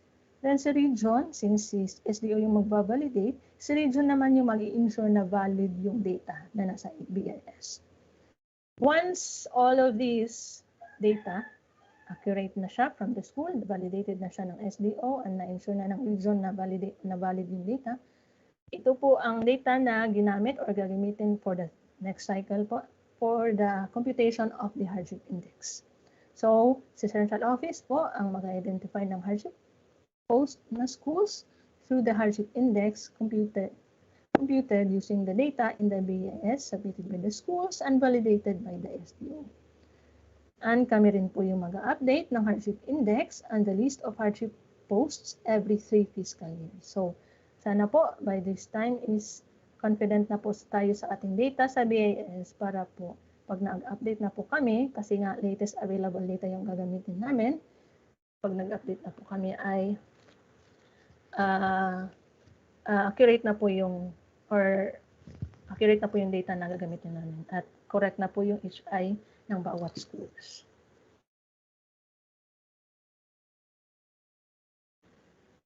Again, i-reiterate ko po na importante po, crucial po yung pag-input ng data, pag-validate ng data para po mas ma-appreciate po natin itong ating bagong guidelines. Next po, in terms of budget allocation and release, Central Office estimates the budget allocation, tapos na-provide po sa GAA po, and once approved, ida-download na po ng CO sa region. Si SDO po ay magsasubmit po sila ng funding request sa RO during the first quarter of the fiscal year, yung estimated 10-month funding requirement, so maximum funding requirement for 10 months during the first quarter of every fiscal year. Tapos si region po, ida-download na po niya yung SHA or ita-transfer niya po yung SHA per SDO. Tapos si school, ang isasubmit lang po niya to avail the SHA or para makuha na po niya yung kanyang entitled na SHA. DTR po yung isasubmit niya or any attendance and monitoring form. And CSDO ang magpe-prepare ng SHA payroll quarterly. So CSDO personnel unit po ito. Yung magpe-prepare ng payroll quarterly and ang magpa-process po ng payment of SHA CSDO din. Specifically CSDO Finance Unit, sila po yung magpaprocess ng payment to the entitled personnel on a quarterly basis. Tapos, on a quarterly basis, matatanggap po ni school or ni teachers yung kanilang special hardship allowance. Again po, let's remember po, take note po yung ating house norm number 1, listen attentively. Kasi baka po nabanggit ko na yung sagot sa inyong mga katanungan sa chat box para po hindi na po natin siya tanungin po ulit. Then, makinig po muna tayo for clarification lang. At kung may mga clarification po kayo, tsaka na lang po kayo mag-chat po sa chat box. At sa open forum po namin ito sasagutin. Or habang ongoing po yung orientation ay sinasagot na po ng aking mga kasama yung inyong mga katanungan. Pero sa ngayon po, makinig po tayo ng maigi po. Okay, thank you. Balik po tayo sa discussion. In terms naman po of reporting, si school po ay walang role or responsibility. Reporting po ito ng SHA utilization na hinihingi po namin sa inyo para po maipakita po namin tuwing budget hearing. Si SDO po ang magsasubmit ng actual list of teachers na nakatanggap ng SHA sa RO personnel unit. For consolidation po siya every 6 months. For consolidation ng RO, para si RO personnel unit po yung magsasubmit po ng consolidated report. And as much as possible ay wala pong mga error sa data, walang mga missing values para po hindi po tayo pabalik-balik ng mga report. And mas para po mas madali po yung consolidate po ng central office. So central office consolidates this SHA utilization report submitted by the region and magpa-follow up po ng reports sa mga hindi pa po nagsasubmit and sa mga for resubmission. And then maintains database of SHA utilization report including the list of recipients. So kami na po yung mag-maintain ng lahat ng mga SHA utilization report of all the regions po, including the list of recipients for ready reference po every budget hearing. Next naman po for monitoring feedback and technical assistance. Central Office continuously gather feedback on the implementation of the SHA, conducts a periodic review. So once due na for update yung ating hardship index, which is valid for 3 fiscal years, we will conduct a policy review po of these guidelines. For the regional office, the RO personnel unit monitors the timely payment of SHA to qualified personnel. So dapat po make sure natin na on a quarterly basis po natatanggap ng eligible personnel yung kanilang special hardship allowance. Sa SDO naman, si SDO personnel unit yung magmo-monitor ng timely payment to the of SHA to the qualified personnel. Second po, SGOD and CID of the SDO ensures the accuracy of the BIS data and other relevant data such as the pure MG and ALS. So, si SGOD po and CID yung mag-ensure ng accuracy po and validity po ng ating BIS data. Third, ang SDO po yung mag-respond or they shall respond to issues such as the inclusion and exclusion of schools and others, and consolidates these issues as well as the responses para po pag hininga na po namin kayo ng feedback or kung ano man yung mga nare-raise ng school sa inyong SDO ay ma-provide po ninyo sa amin. So kailangan niyo po itong i-consolidate at ma-feedback po once na mag-gather na po, magko-collect na po kami ng issues sa mga SDO. So you shall consolidate these issues na na-raise ng mga schools and as well as the responses po ng inyong division office. And si SDO din ang magkakandak ng orientation since bago nga itong ating guidelines.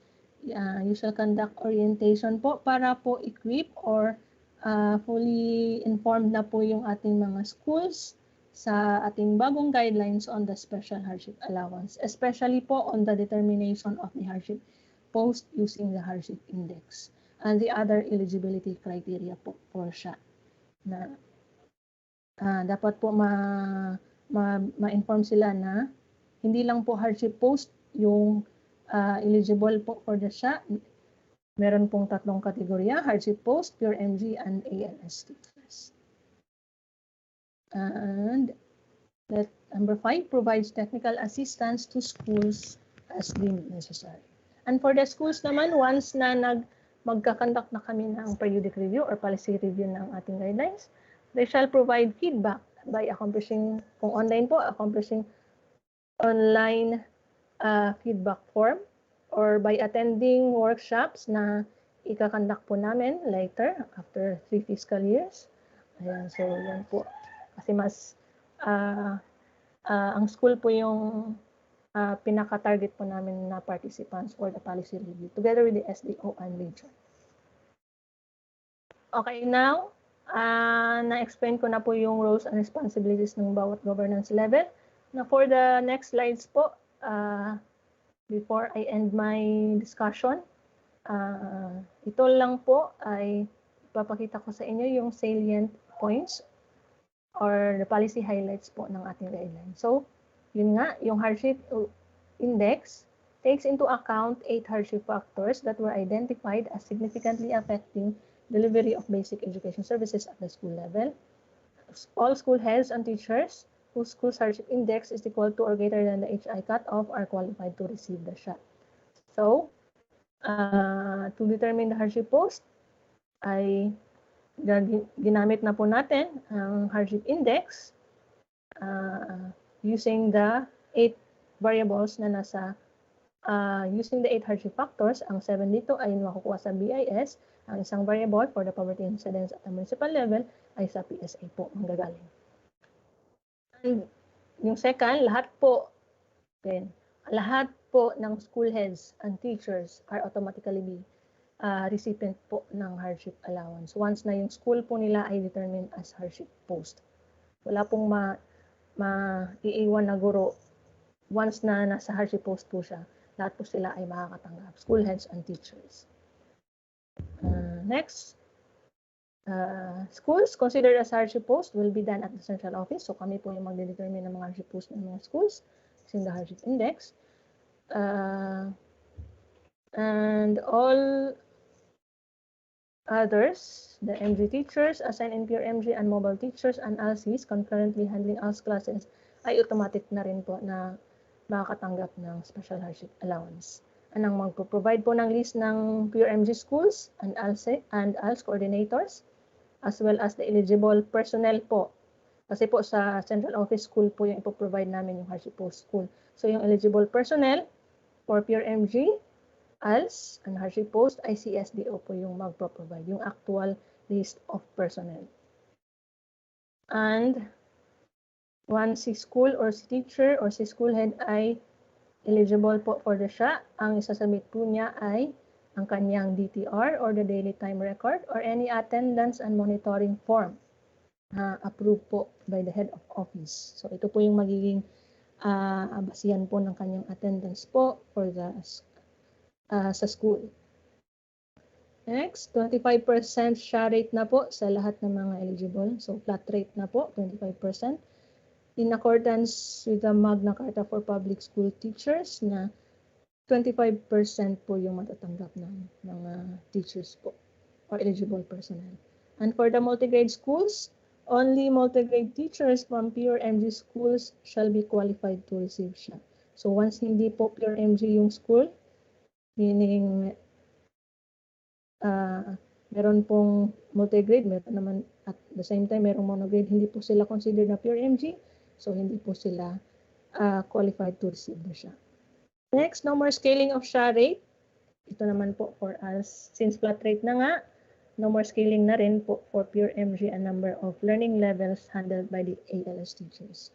So regardless of the number learning levels na hinahandle ni ALS teacher and the number of multi-grade classes na hinawakan ni MG teacher na nasa pure MG, 25% na po si lahat yung matatanggap ng mga teachers po na napasok po sa kategory na to. Again, next, no more prioritization clause kasi sa NBC 514 po natin ay pina-prioritize po yung mga nasa hardship post na schools. Yung MG at ALS po ay depende po kung magkano yung budget na natitira. So ngayon po for these new guidelines, lahat po no more prioritization clause, lahat po ng mga qualified teachers under hardship posts, ALS and pure MG schools will all receive the SHA at 25% rate. And for specific office or offices were identified to perform specific tasks relative to SHA, which is a SDO, ang mga offices po na involved dito sa guidelines or sa provision of the SHA ay ang SGOD, the Planning Officer, the CID, SDO Personnel Unit, and the Finance Unit. And sa region naman, Regional Planning Officer and the RO Finance Division or Personnel Unit or Division. Next ay SHA shall be received by teachers on a quarterly basis. So, sana po lahat po ng mga eligible teachers ay matanggap na po nila ang kanilang SHA on a quarterly basis. Ayun. So, with that po, dito na po nag-i-end ang aking discussion. And I hope po ay nakinig po tayo lahat and hindi po ako choppy sa mga yung dating ko po sa inyo. Again po, ang crucial po dito ay yung data inputting, data validation ng ating data sa BIS. With that po, let me end my discussion and let me call on the next discussion for this FY 2020 SHA utilization report. So then, thank you po for listening.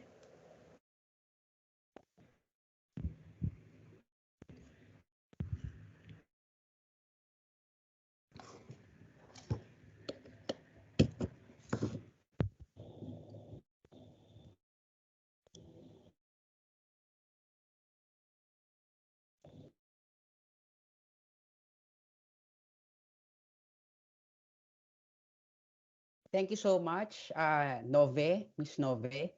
So ita-transition lang po natin doon sa pagbabahagi po sa inyo nung status po ng ating utilization report ng Special Hardship Allowance. At narito po si Christopher para po ibahagi sa atin ang mga impormasyon tungkol dito. Thank you so much po, Sir RJ and Ms. Nove. So, this is to gently remind po the concerned SDOs regarding the FY 2020 SHA Utilization Report Submission. So, ito pong mga naka-flash po sa ating screen ay yung mga hindi pa po nakapagpasa at meron pong kailangang i-correct po sa ating mga submissions.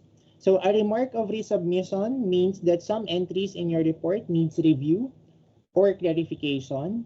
And for those with no submission, the office has yet to receive your reports. So this data is important as basis for planning and justification of SHA budget proposals. We highly appreciate your prompt submissions. So should there be any questions po no, or concerns, please do not hesitate to contact SED at bhrod.sed@deped.gov.ph so that we can provide technical assistance po for your reports kung meron pa pong mga need kayong i-clarify for the entries po.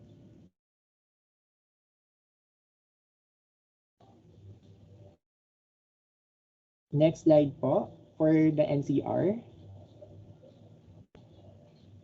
Ayan, very important reminder lang din po no, that we are consistent po with the templates, with the use of templates. So if it's in Excel format po, no, we maintain that we also submit Excel file formats as well. Yun lamang po. Maraming salamat po. Thank you, Christopher. Opo, maraming salamat. Ganon din kay Nove na talagang inilatag ng masinsinan ang ating mga provisions, ang ating pong mga guidelines sa DO39 series of 2021. At dahil po mahaba-haba po no, yung ating pinakinggan, yung ating pong inabsorb, magbibigay po muna tayo ulit ng health break sa ating mga sarili para po pagdating ng open forum ay meron po tayong rejuvenated energy. Ano po? So 10:52 na po. We will maximize each minute. So balik po tayo ng ano po yan? 10:57 ano po? Sige po, 5-minute break and then at 10:57 we shall be going to our open forum. See you in a bit. Marami pong salamat.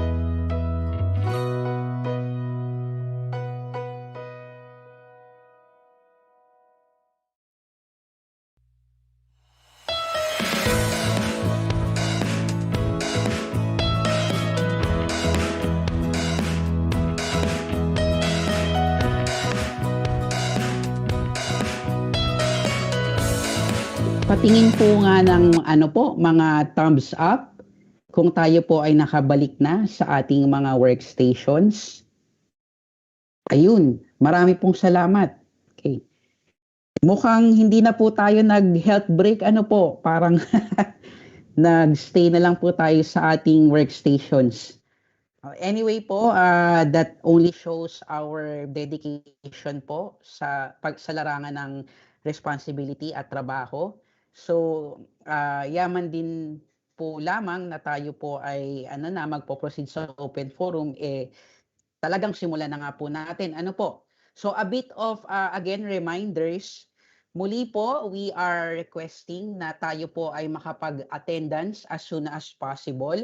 Malaki-laki po yung ating population at bibigyan nyo lang po rin sana kami ng konting consideration na mag-upload po nung atin pong certificate of participation. Mamaya po mas liliwanagin po natin yan, yan tungkol po sa certificate of participation. Pero at this point in time po, ang importante po talaga ay makapag-attendance po tayo. So going to our open forum, meron po two parts ang open forum. Yung una po ay frequently asked questions. Ito po ay ibinabahagi na rin po namin sa inyo officially para po kung sakaling ito po ang inyong mga personal questions regarding the special hardship allowance, at least po meron na po tayong malinaw na kasagutan. At ganun din po na pwede nyo pong gamitin i-maximize yung purpose netong frequently asked questions doon naman po sa mga clients po natin, magiging clients po natin sa SDO at saka sa regional office. Ano po? And after po nung frequently asked questions ay tutungo po tayo doon naman po sa pag-accommodate nung mga na-harvest po ng team namin na mga galing po sa chat box. So ipaprioritize po natin yung mga nakasulat sa chat box, and then if time still permits, mag-accommodate po tayo ng mga raise of hands. Ano po? So with this, Ms. Noveros, let's proceed to our first FAQ.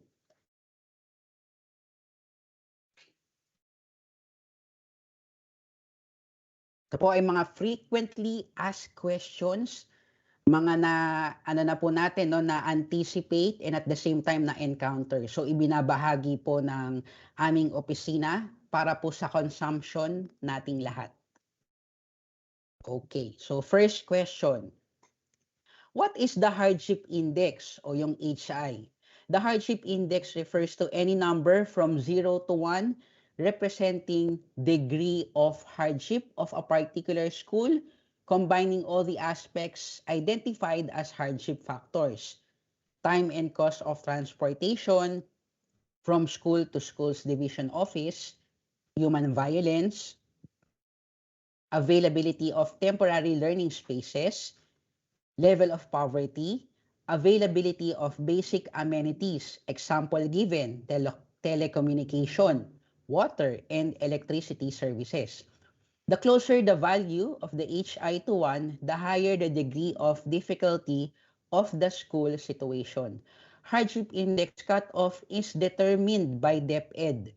This means that all schools with hardship index equal and above the cutoff are eligible to receive the SHA for the hardship post category, while those below the cutoff are not.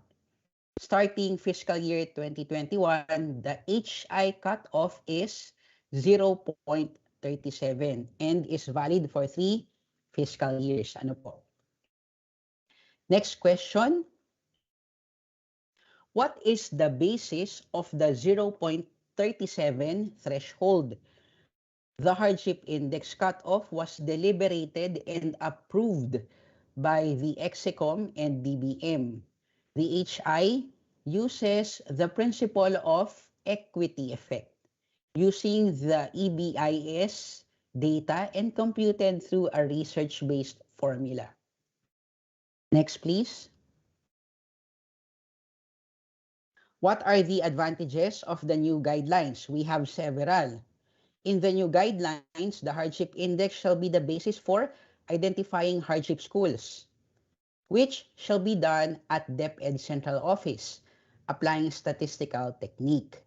This centralized process shall provide a more objective way of identifying schools eligible for SHA using EBEIS and PSA data. The mechanisms on the computation, processing, availment, and payment of the SHA have been improved. The prioritization clause of the NBC 514 series of 2007, where teachers in hardship posts are given priority in the distribution of SHA than those in MG and ALS, has been removed. And lastly, the budget proposal or allocation for all categories of eligible teachers are more realistic since the CO already knows the eligible schools for SHA. Opo, may note po pala, no? Lahat ng teachers na naka-assign sa hardship post na identified makakatanggap po. Teacher by definition, ano po? Teacher by definition ng Magna Carta. Sige po, next slide please. When will the new guidelines be implemented? The new guidelines will be implemented starting fiscal year 2021. And the hardship index of all schools listed in Annex A shall be valid until fiscal year 2023. Next question, please. Who are eligible for SHA in the new guidelines? So ito po ay i-emphasize po natin, no, na explain po ito kanina ni Ma'am Noverose. All teachers in elementary and secondary schools located in hardship posts as determined through the hardship index. Multi-grade teachers in pure multi-grade schools. Mobile teachers and alternative learning system coordinators concurrently handling ALS classes. And school heads assigned in hardship posts or pure multi-grade schools. Next, please. In the provision of SHA, who are considered as teachers? The Section 2 of Magna Carta for public school teachers states that teachers shall mean all persons engaged in classroom teaching in any level of instruction on full-time basis, including guidance counselors, school librarians, industrial arts or vocational instructors, and all other persons performing supervisory and or administrative functions in all schools, colleges, universities operated by the government or its political subdivisions, but shall not include school nurses, school physicians, school dentists, and other school employees. Next, please. What is the SHA rate to be received by the eligible personnel? All eligible personnel shall receive the SHA equivalent to 25% of their monthly basic salary. So flat rate po tayo, no? 25%. Next, please. Our school heads and teachers in the identified hardship post schools, school heads and MG teachers in the pure MG schools, and ALS teachers entitled to receive special hardship allowance during this COVID-19 pandemic. Yes, the computation of SHA will be based on the number of days they report physically to school to do the various school tasks. Example given, delivery and retrieval of self-learning modules, delivery of food supplies for the school-based feeding program, and other analogous school activities. Next, please. Is there a possibility that the school considered as hardship post using the old guidelines, which is our NBC 514, will no longer be classified as hardship post using the hardship index? Our short answer is yes. Okay? But there is a possibility since we are now using 8 hardship variables to compute for the HI to determine hardship post schools. So yes po, kasi may posibilidad na Dahil po lumawak yung ating consideration ng ng variables, ay meron din pong pagpapago dun sa dating na-identify at dito po sa bagong na-identify. Based on the study conducted by UNICEF, the determination of hardship post using the NBC 514 was vague. Opo. Okay, sige po, i-continue natin. If the school is not included in the official list of hardship post schools this year, can it still be reconsidered for inclusion? The official Annex A to DO 39 is considered final starting fiscal year 2021, and this is valid for 3 fiscal years. Consistent with the department's adherence to quality data collection and validation, the official list is largely, if not completely, dependent on the data submitted by schools, which are validated by their respective SDOs. The request for inclusion may be addressed once the index is due for updating for the next 3-year cycle. It shall again undergo research and analysis to see if the variables are still significant. In this light, schools are highly encouraged to submit accurate data to their SDO, and in turn, SDOs are also expected to validate carefully and diligently the submitted data. The conscious observance to these prerequisites shall further strengthen DepEd's use of its own data and increase everyone's confidence in the process of data collection and validation. Next, please. Whom should the school inform if they have concerns regarding non-inclusion to the official list of hardship post schools? Part of strengthening the DepEd's information system, the schools are expected to submit accurate data. The school's division offices are responsible to validate submitted data.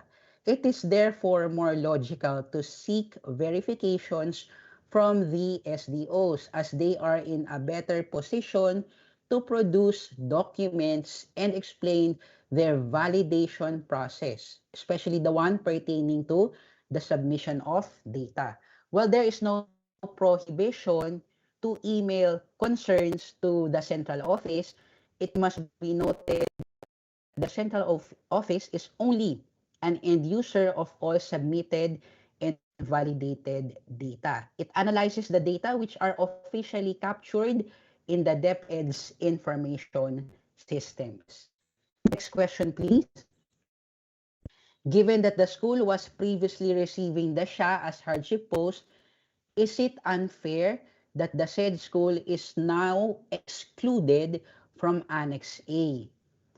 Not necessarily unfair, not necessarily unfair because kinakapture naman po yan ng DepEd. The DepEd understands that there are concerns on inclusions and exclusions on the list of hardship post schools.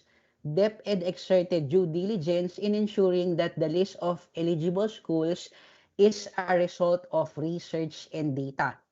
Stabilizing the effects of the new process may take a while before it fully achieves more desirable outcomes. But the department must continue innovating on strategies to ensure that limited resources are never to waste and received by the appropriate beneficiaries. So with this po, I will transition to Noveros to continue our FAQs. Noveros? Thank you, Sir RJ. So to continue po the FAQs, sorry.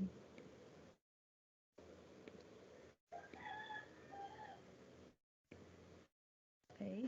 So if Annex A provides the list of hardship post schools, who will provide the list of pure MG schools and ALS teachers? So may mga nagtatanong na po nito sa chat box. So ito po yung kasagutan. So Annex A only provides the list of hardship post schools.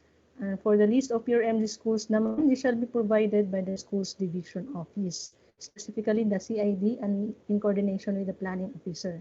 Furthermore, si SDO din ang mag-provide ng list of all eligible personnel Since sa central office, school lang po yung pinoprovide po namin, school na belong sa hardship post. So si SDO po yung magpo-provide ng list ng all eligible teachers in hardship post, MG teachers assigned in pure MG schools, and ELS or mobile teachers na eligible po for SHA. At supporting documents, ay for this, i-ano ko lang po ulit, may nagtanong po kasi na yung pure MG po nila ay wala sa list ng Annex A. So, yung Annex A po, again, is only the list of hardship post. Ang pure MG po, si SDO po yung magpro-provide. So, meron naman pong senaryo na nasama po ang isang pure MG school doon sa list kasi considered din siya na hardship post. So, pure MG siya at the same time hardship post. So, pag nangyari po yan, yung sa discussion ko po kanina, isang category lang po yung pwedeng i-avail ng MG teacher na assigned sa pure MG and at the same time nasa hardship post po siya. Again, Annex A is exclusive only for the list of hardship post schools. Next, what supporting documents do qualified teachers need to submit in order to avail the SHA? In the new guidelines, qualified teachers will only submit their DTR or any attendance and monitoring form as prescribed by applicable policies approved by the head of office as supporting document to avail of the said allowance. It shall serve as basis for the attendance of the personnel. What is the computation for SHA? So, 25% na nga po yung SHA rate natin, flat rate. So, the SHA is computed as the 25% of teacher's basic salary multiplied by the attendance rate, which is computed as the number of days physically present in a month over the constant na 22 working days in a month. And for purposes of SHA calculation, tardiness or undertime of 4 hours or more shall be considered as half day or 0.5 day. Are all teachers in the hardship posts qualified to receive the SHA? So yung response po natin ay yes. All teachers and school head assigned in hardship post are eligible to receive SHA at 25% rate. However, it is proportionate to the number of days the said personnel is present in the school. Punta naman po tayo sa MG na category. What is a pure multi-grade school? As per the definition po sa guidelines, pure multi-grade school refers to a school that solely offers combined classes of 2 or more grade levels except for kindergarten. Kasi si kindergarten po, based sa policy po on multi-grade, si kindergarten po ay dapat monograde lang po siya, hindi po siya pwedeng mag-multi-grade. So, pure MG po, kapag yung school ay nag-offer ng combined classes of 2 or more grade levels except for kindergarten. What is a multi-grade or MG teacher? As per the definition, MG teacher refers to a teacher handling a combined class of 2 or more grade levels. So, a kindergarten, based on sa definition, is a kindergarten teacher in a pure MG school who only handles a kindergarten class eligible for SHA. So, yung response po ay no. Kindergarten teachers assigned in pure multi-grade school but solely handle kindergarten class, meaning monograde class lang, is not qualified to receive SHA. Remember that as per definition, MG teacher refers to a teacher handling a combined class of 2 or more grade levels. So, hindi po qualified si kinder teacher kahit na assign po siya sa pure MG school, hindi po siya qualified to receive the SHA. Now, what if? Ito po, is a kindergarten teacher in pure MG school who teaches multi-grade classes eligible for SHA? So, yes, but only for the number of days the kindergarten teacher handles the MG classes. Yan po. Kapag si kindergarten teacher po ay may hinahawakan na at least 2 combined classes in addition to kindergarten classes, so makakatanggap po siya, but only for the number of days the kindergarten teacher handles the MG classes. Is a school head in a pure MG school entitled for SHA whether he or she handles a class? Yes. All school heads po, as per coverage, all school heads and multi-grade teachers assigned in pure MG schools are eligible to receive the SHA equivalent to 25% of their monthly basic salary. Is a division multi-grade coordinator or focal person recipient of SHA? No. Only MG teachers handling MG classes in pure MG schools are eligible to receive SHA under this category. If a teacher is assigned in a school identified as hardship post and pure MG school, is he or she entitled to both?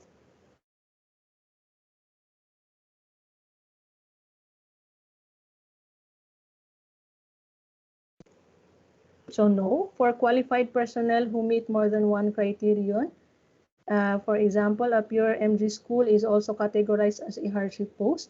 The MG teacher shall receive SHA on only one criterion. So, not to double availment po based sa nasa provision po natin yan sa guidelines. If the MG teacher assigned in a school with mono and multi-grade classes, meaning non-pure MG school, is he or she eligible for SHA? No. Multi-grade teachers assigned in non-pure MG schools are not eligible to receive SHA.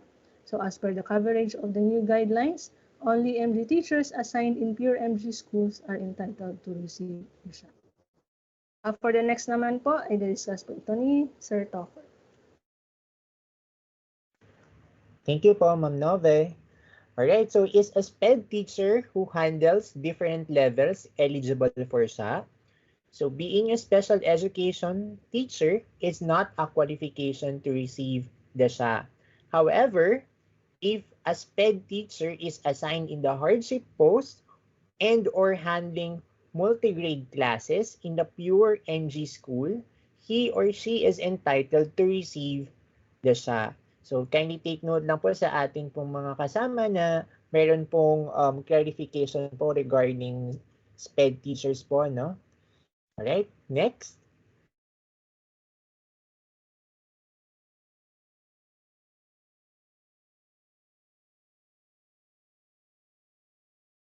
Is a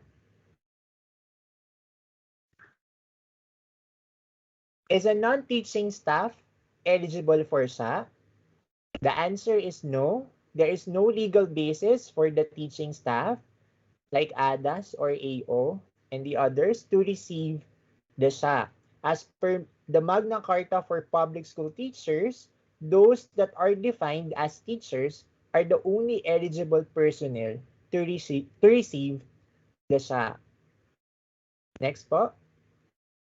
Is a monitoring official like EPS and PSDS who regularly monitors the schools that belong to hardship post entitled to SHA? So the answer again is no. There is no legal basis for the teaching staff, for the non-teaching staff, such as the EPS and the PSDS to receive SHA. So as per the Magna Carta for Public School Teachers, those that are defined as teachers are the only eligible personnel to receive the SHA. If a teacher transfers from a hardship post or pure MG school to another school that is not eligible, what will be the computation of the SHA? So the computation of the special hardship allowance is proportional to the number of days the teacher or teaching personnel is present in the hardship post and or pure multigrade school. Next, if a teacher is a resident of the barangay or area of the school, is he or she entitled to receive the SHA? So yes, all school heads and teachers assigned in the hardship post or pure MG schools are all eligible for SHA whether or not they are resident or transient. What are the factors for the withdrawal of the SHA? The SHA shall be withdrawn if the qualified personnel from a hardship post transfers to a non-hardship area, the qualified personnel from a pure multigrade school transfers to a non-hardship post or a non-pure MG school, the school is no longer a pure MG school, and the mobile teacher or DALSI is no longer handling ALS classes. The computation of SHA shall be proportional to the number of days the qualified personnel is physically reporting to his or her post. Are holidays, work from home, leave of absence, attending seminars or trainings in another venue, and the likes included in the computation of the SHA? So the answer is no. Teachers do not experience hardship going in and out of school during work from home, holidays, attending seminars or trainings in another venue, and or on leave.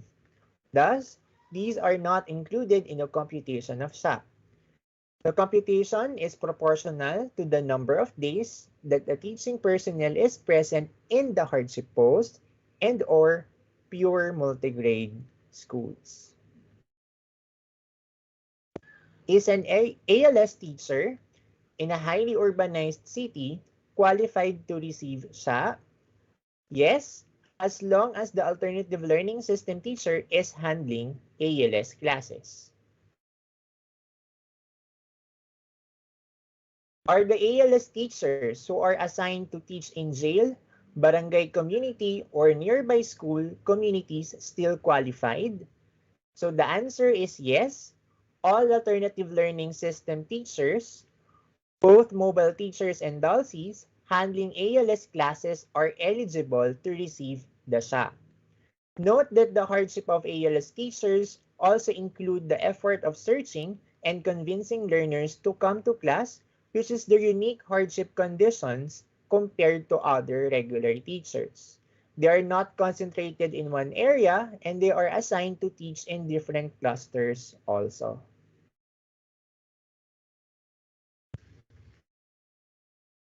How is the SHA computed for an ALS teacher conducting classes in various community learning facilities?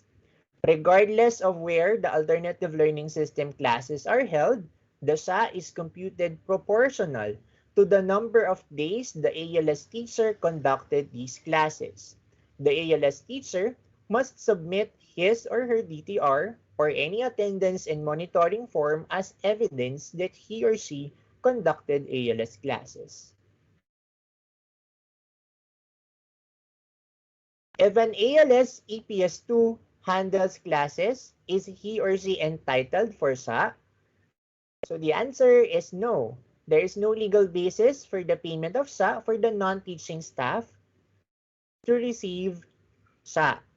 As per the Magna Carta for public school teachers, those that are defined as teachers are the only eligible personnel to receive the SHA. Okay, next po.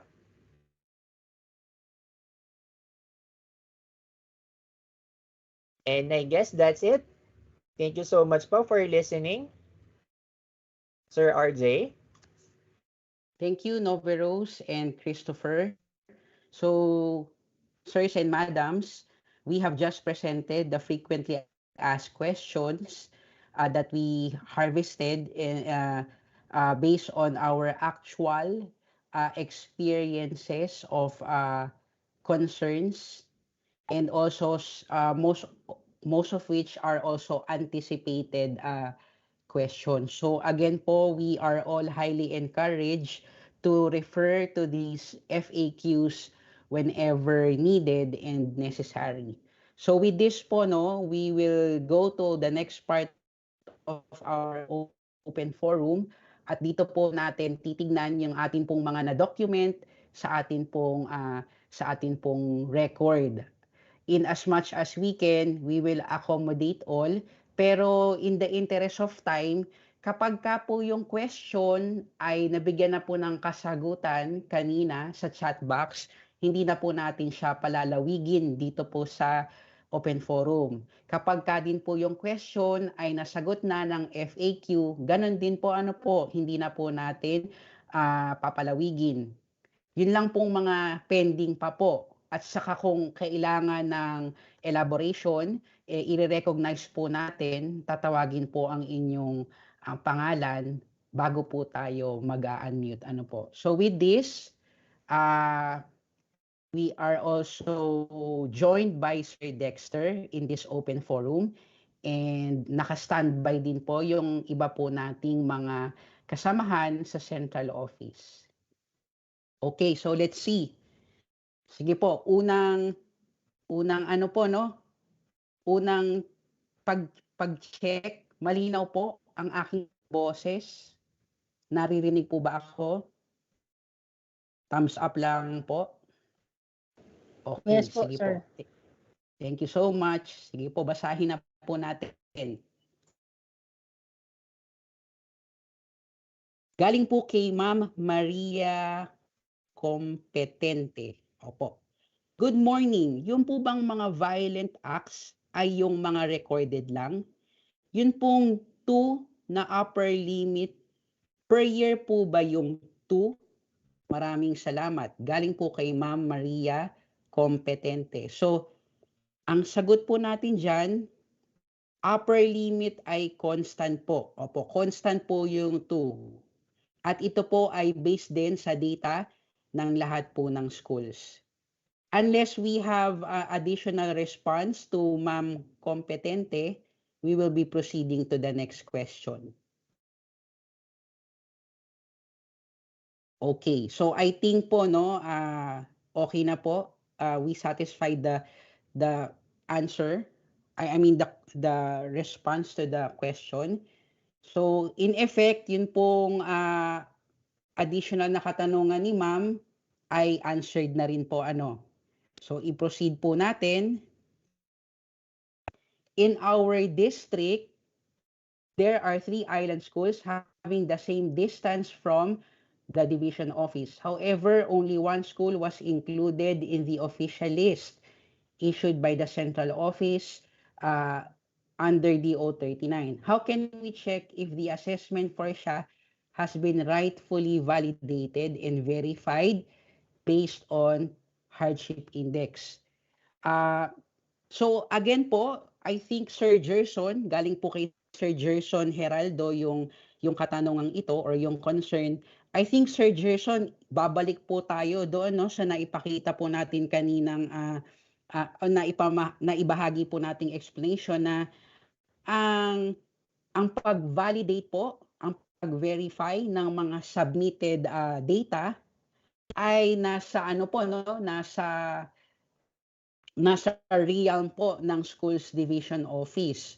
So again, kung ano man po yung naging official or final na nakalagay po sa EBEIS ay yun lamang po yung pagbabasihan ng central office para po gumawa ng listahan ng mga eligible hardship po schools. So sa katanungan po na paano ma-verify kung na-validate, sasangguni po tayo sa opisina na gumagawa po niyan sa within po the schools division office. So Sir Gerson, yun po ang ating kasagutan. Ano po? Ang susunod naman po ay in a form of suggestion. Di po ba i-consider ang traffic sa travel time? Okay po. Meron po tayong initial na sagot. Tignan po natin if this will suffice. Based po sa BEIS, regular travel time po ang ini-input. Opo, regular travel time po ang ating ini-input. Okay? So I think the response suffices. So i-proceed po natin sa next question. Paano po ang preparation ng payroll since nasa last quarter na po tayo ngayon ng taon? By quarter pa din po ba ang paggawa ng payroll ngayong taon? Galing po ito sa isang nagngangalang guest. Opo. Sir or ma'am, ito po ang aming initial na sagot. Una po, kami po ay humihingi ng paumanhin pag-intindi ng may kaunti pong delay no yung ating fiscal year 2021. Pero pwede po natin i-process yung SHA nung pong mga previous na mga buwan. Ano po? Kahit po nagkaroon ng delay, yung pong paglabas nung DO 39, yung pong mga naunang buwan na pasok na po sa fiscal year 2021, pwede pa rin po natin i-process yung kanilang special hardship allowance. Thank you po, sir or ma'am. Next po, galing kay Sir Arnold Vino. Bakit po entitled ang school head sa multi-grade school?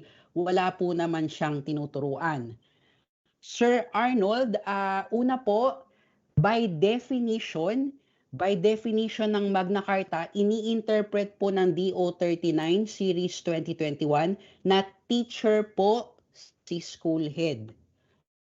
At bilang school head po, he or she may or may not have teaching loads. But on top of that, pasok po si school head dun sa definition na ang teacher po ay maaari ding gumanap ng mga supervisory function. Kaya po si school head bilang school personnel na pasok po sa definition ng Magna Carta ay nagfa-function din, ay gumaganap din po siya ng supervisory function. So kaya po makakatanggap po si school head. As long as hardship post po yung kanyang kinalalagyan o kaya naman po ay pure multi-grade school. Ano po? Salamat po, Sir Arnold. Next one. Ano po ang coverage or months po ang babayaran na siya sa mga eligible? Ito po ay galing kay Ma'am Charlotte Ramos. Ang sagot po natin dito, ma'am, yung special hardship allowance po ay 10 months. Opo, 10 months excluding po yung mga buwan ng summer vacation. 10 months po tayo, ma'am Charlotte, sa hardship allowance. Next naman po, no? Next naman po ay, eto po, wait lang. Okay. Ako, mahaba-haba. Galing po kay Sir Arnold Agra. As per DO 11, sige po, i-summarize ko lang po, mabilisan, ano po. Ayon kay Sir Arnold, kasi may DO 11 po na nagsasabi na in effect yung work from home, no, yung AWA arrangement. Pero ang sinasabi din po ng DO 39 na yun lang pong mga actual reporting to the school site ang i-compute. So ang tanong ni Sir Arnold, what if pumasok si teacher pero hindi siya authorized as per the DO 11 2020? At saka sa accomplishment report, if naka-skeleton workforce po siya and may time in sa DTR. Okay po. What if hindi siya authorized pero dahil nga pumasok siya, meron naman siyang evidence na naka-skeleton workforce siya for that particular day or week, ano po. So Sir Arnold, ito po ang mga initial response, ano po. It depends po dun sa AWA ng school personnel na may agreement po, no, between the teacher and the school head. So minsan po, no, kailangan na lang rin nating basahin kung saan po nanggagaling si school head at saka si teacher. Bakit po kahit hindi siya initially authorized, bigla po siyang pumasok? There must be a reason. And if it is justifiable, then meron naman po tayong maipoproduce sigurong evidence nga po doon, no? Gaya po nung nabanggit nyo na doon po sa sa attachment, accomplishment report. Pangalawa ho, yung document na sinasubmit po ng teacher ay DTR or may mga kaakibat nga pong mga attachment. Ano po? So pwede po itong maging evidence nga po as you also identified. So Sir Arnold Agra, ayun po yung ating sagot, no? Sana po satisfied. Kung hindi naman po, mamaya pwede po tayo mag-raise ng hand at hintayin lang pong ma-acknowledge. Ano po? Ituloy po natin. Ayun, ito po ay concern pero babasahin din po natin, no? Wala po ang NCR sa listahan sa DO 39 series of 2021. So, isang posibleng dahilan po nito ay base po sa hardship index, base po sa hardship index, no, dahil meron nga pong cut-off, wala pong pumasok doon sa 0.37 or higher na atin pong kino-consider na hardship post sa mga paaralan po na nasa National Capital Region. Next po. RJ. Opo, Sir Dexter, RJ. go ahead. Kaya po nandito ang NCR kasi mayroon po kayong ALS teachers. Okay po. Kaya na-invite po ang mga mga nasa NCR. Hindi dahil sa mayroong hardship post, kundi dahil mayroong ALS. Thank you, Sir Dexter. Opo, opo. Maganda pong na idugtong po yan no, ni Sir Dexter kasi po hindi lang naman po yung hardship post pala yung ating tinatalakay po na sinasabi po ng DO39. Salamat, Sir Dexter. Opo. So to continue, sa factors, tatanungin lang daw po ni Sir Arlan, ask ko lang po kung sa factors na internet, ano po ba ito? Strong signal or easy po? Opo. So ang sagot po ay with or without internet connection. So with or without internet connection. Kaya po yung mga pinakita ho kanina ni Ma'am Noveros ay yung 0 or 1, ano po, 0 or 1 na value. May mga ibig sabihin nga po yun, 0 or 1 na iyon. Next po, how about po yung mga schools na reachable lang ng motorized vehicle during summertime? Are they also entitled sa SHA? How about yung mga schools na reachable lang ng motorized vehicle during summertime? Opo. How about ano naman po no, ito ho ay patungkol sa mode of transportation at yung transportation in general ng particular school. So if a factor in naman po ito, sir or ma'am, if a factor in po yan.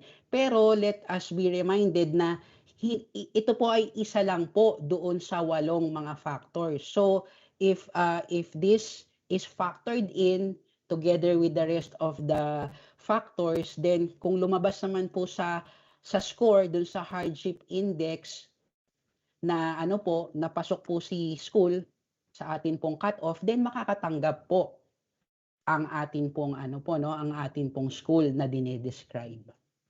So ayun po yung ating kasagutan. Continue po natin. Concern po ito pero basahin po natin no. Kawawa po yung mga nagtuturo ng 2 or more grade levels under non-purely multi-grade schools. Sir Arnold Vino. Yes, opo.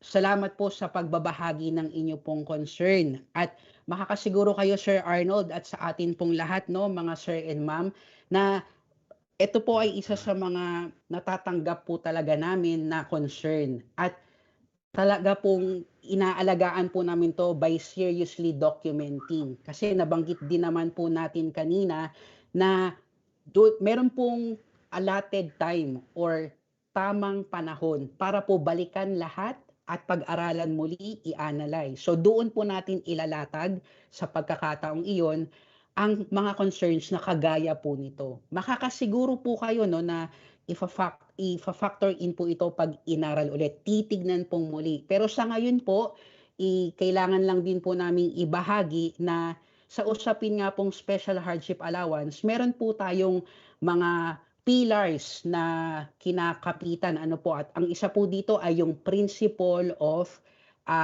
equity or yung equitable allocation po na kung naalala nyo po no dun sa dating guidelines ang prioritize po yung hardship post at kapag may natira pang pondo saka lang po titignan yung mga MG at ALS pero ngayon po wala na yung ganong wala na po yung ganong prioritization. So, unang plus point na po yun. Pangalawa po, dahil nga po limited yung atin pong pondo, kinailangan po na tignan rin talaga yung principle of equity na between those which are pure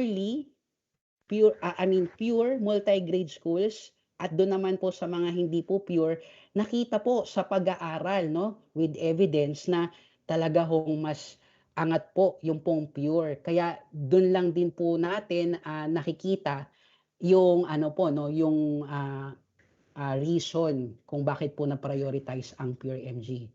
Sir Arnold, wag pong mag-alala. Ito ho ay very well documented po natin. Thank you so much. Sir Dexter, anything to add po? Well, tama explanation mo, no? Tinignan din namin kasi yung data ng mga pure versus yung hindi pure na MG, no? So tinignan namin yung location nila, facilities nila, no, kung meron bang tubig, elektrisidad, ganyan.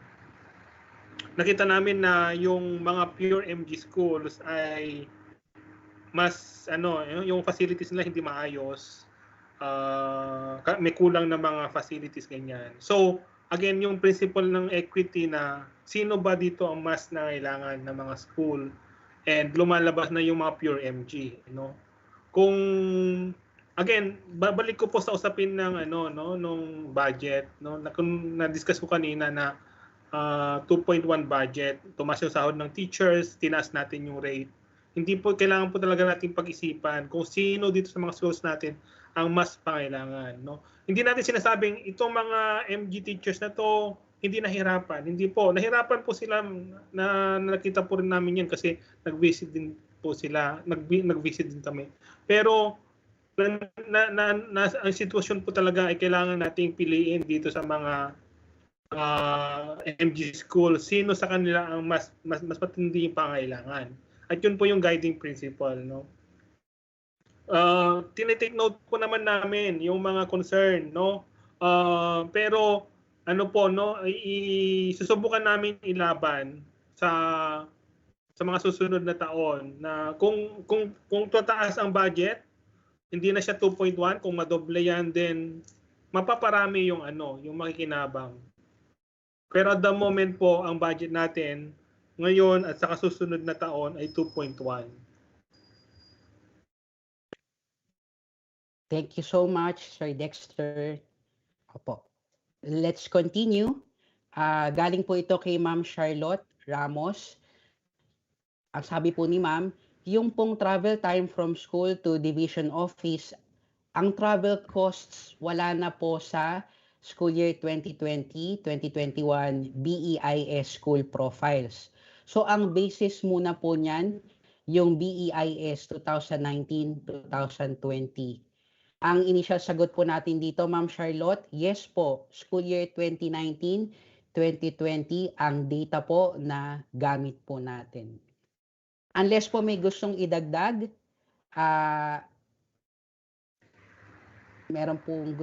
kung meron pong gustong idagdag, hintayin po natin, pero kung wala naman po ay idiretso ko na po. Tama yun yung ginamit natin nung nagko-compute kasi tayo yun yung napagkasundan na natin na Okay na po. baseline Salamat po. Opo. Thank you, Sir Dex. So, next po. Yung pong galing ulit sa isang guest, Sir or Ma'am, I think partly po nasagot na po yung tanong nyo, no, doon sa paano po pag naka-work from home ang isang MG teacher from a pure MG school. Pero ito po siguro, no, kailangan ng kasagutan. With the partial SHA fund allocation for 2021, may maaasahan po ba ang mga SDOs na additional fund for 2021 considering we are in cash-based budgeting? Okay, ang sagot po natin dito, kung sakali pong magkukulang ang SHA allocation na galing po sa GAA, yung pong mga kakulangan, pwede po nating i-source from the RO and or SDO savings. Ito po ay nakalatag din doon po sa ating JC number 1 series of 2021, yung joint circular ng DBM at saka ng DepEd po. Doon po nakasaad na maaari po tayong mag-source out from our savings, from the regional or SDO savings. Ano po? Thank you. Ituloy po natin. Sa ALS teachers po, applicable din po ba yung literacy level handled? No minimum number of learners din po ba? So ang sagot po natin, regardless po sa learning levels na hawak po ni ALS teacher, entitled po siya na mag-receive ng special hardship allowance as long as meron po siyang tinuturuan. Ano po? Bakit po nasama ang time and cost of transportation from school to SDO sa hardship index? Sa school naman po ang station ng teacher at hindi po sa SDO. Bakit hindi na lang po from residence to school? Kailangan po kasi natin, Sir Julio, ng reference point na para ma-capture po yung distance. Ano po? Base po sa impormasyon na mayroon po tayo. Base po sa mga kinakalap po nating impormasyon.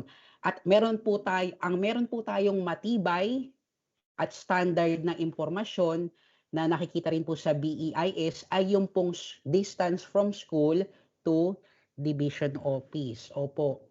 So masyado rin po kasing magiging varied kapag ka po kanya-kanyang inuuwi ang residence po, no, yung atin pong i-consider. Pero Sir Julio, very well noted din po ito, no. Again, yung nabanggit nga po namin kanina, we are very serious in our documentation kasi magkakaroon ulit ng opportunity to look at everything. Ano po? But until then, ito po ang ating mga sinusundan na panuntunan. Ano po? Let's continue. Schools po not accessible by vehicle. Example, walking, hiking, crossing river, or combination. Possible, mababa po ang travel cost, but the travel time ay mataas. Ito ay parang observation and at the same time concern. Nagaling po kay Sir Ray Bonayon. Tama po kayo, Sir Bonayon. Posible po yung inyong dinescribe. Sa travel time, mataas po sila, pero sa travel cost, medyo hindi po ganun ka mataas. Ano po? Kaya po, i-emphasize po natin muli na kaya po meron tayong several variables para po nakaka-capture natin yung mas buo na picture ng isang paaralan. Ano po? Hindi man po siya ganun ka taas sa isang variable, meron naman din pong mga iba pang kino-consider na mahalagang variable. Ano po? Sir Ray Bonayon. Thank you po. Let's continue. Ito ay in a form of suggestion, pero ino-note po namin, ino-note natin tungkol po ito sa mga MG, pure MG and non-MG. Yes, non-pure MG. Very well noted po yan. Next one. Paano po ang mga schools na hindi na po pure MG pero nasa last mile sila, hindi po ba eligible to receive siya? Paano po ang mga schools hindi po sila pure MG pero nasa last mile? Okay. Ma'am Annabel, ito po ang ating initial sagot, no? Schools that are hardship post which are included in Annex A shall be the finalist. So, ma'am, ang talaga kong basihan po natin sa hardship allowance, ayun pong Annex A. Opo. Annex A, hardship post. Yung pure MG naman po, as explained by Ms. Noveros, ay nag-originate po ang data niyan sa atin pong schools division office. So, yun po yung ating mga references, mga documents, Ito naman po galing kay Ma'am Annabel ulit. Opo, Ma'am Annabel, no, magkadikit po pala. Tingnan ko po. Pwede rin po ba malaman bakit po nawala sa list ng SHA ang SDO Pangasinan 2? Nawala po yata kami sa list na nasa hardship post. Ito rin po yung isa sa mga ini-explain po kanina ni Sir Dexter. Anyway po, no, again, kung sa palagay po ninyo ay hindi po kayo napabilang, pwede hong sumangguni sa division office kasi doon po nangyayari yung validation and verification. Isa ho yun, no? Isa ho yung pamamaraan. Isa ho yung posibleng pagsagot sa atin pong concern. At kung ano nga po yung nakaabot doon sa final and official Annex A, yun po yung ating titignan bilang mga hardship post. Yun po ay sa usaping data accuracy. Sa usaping data accuracy.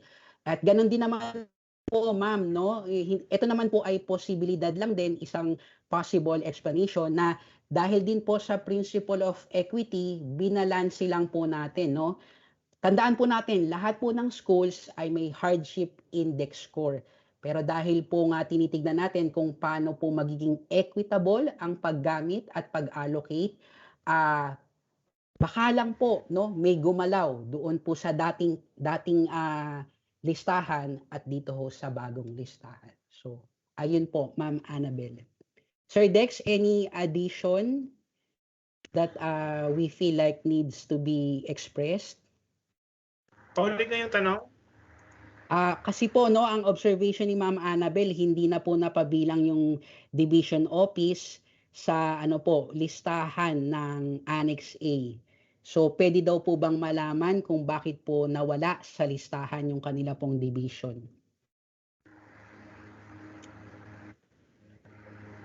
Well, nagkaroon ng prioritization nga, no? Nagkaroon yung ng prioritization gamit ang hardship index, no? Ibig sabihin noon, bagamat hindi natin dinedeny merong hardship post siguro doon sa division niya, pero merong school na mas mataas ang hardship post ay hardship score. Kaya napunta yung mga SHA allocation sa ibang division. Kasi again, kung titingnan niyo po, no, wala namang ibang pinantuhan yung budget, no? Kundi walang ibang pinuntahan yung budget, palagi naman yan pupunta sa school. Kaso gamit ngayon ang index, makikita mo na ngayon yung ranking in terms of hardship post. So, nagkaroon ng reallocation, no? Pwedeng noon tingin ng school head, hardship post ako, pero gamit ang hardship index na ngayon, meron pa lang mas matindi pa ang pangailangan na school. Kaya napunta doon yung allocation.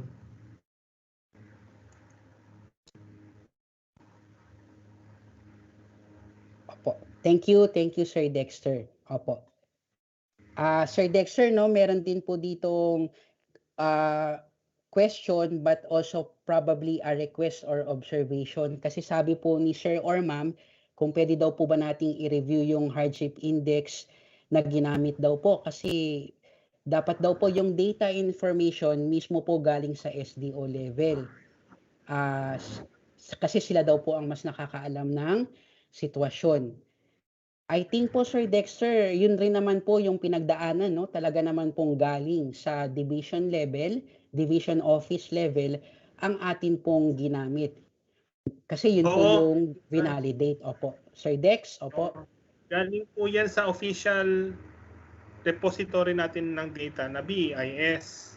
Opo. Tapos nung July po, pinavalidate pa namin yan sa mga planning officer. So, ang kwento nga po niyan, yung 2019 data, meron ng presumed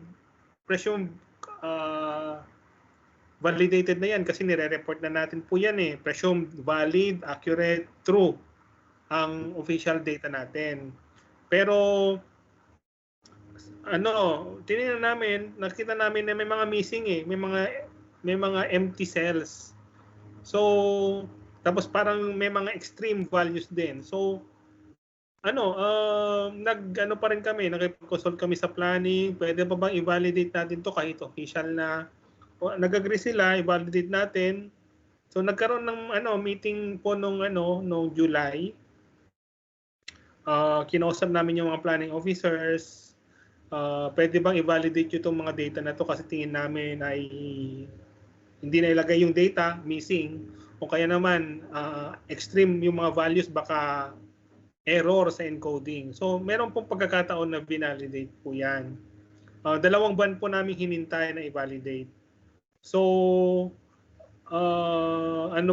na-validate po yan. Kaya yan po naging basehan ng datos. Okay. Opo. Thank you, Sir Dex. Opo. Thank you, Sir Dex. Sana po naliwanagan po tayo. Another quick reminder po, no? Yung iba pong pending concerns, kapag ka po previously ay same nature of concern po yung ating tinalakay, hindi na rin po natin babasahin muli. Kasi somehow, naman po, nasagot na po ang mga iyon. At saka nga po, no, pagka na-touch na po ng frequently asked questions, hindi na rin po natin i-elaborate.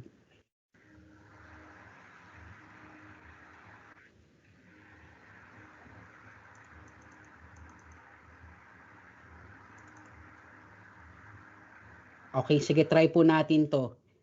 Galing po kay Ma'am Marites Bakiran.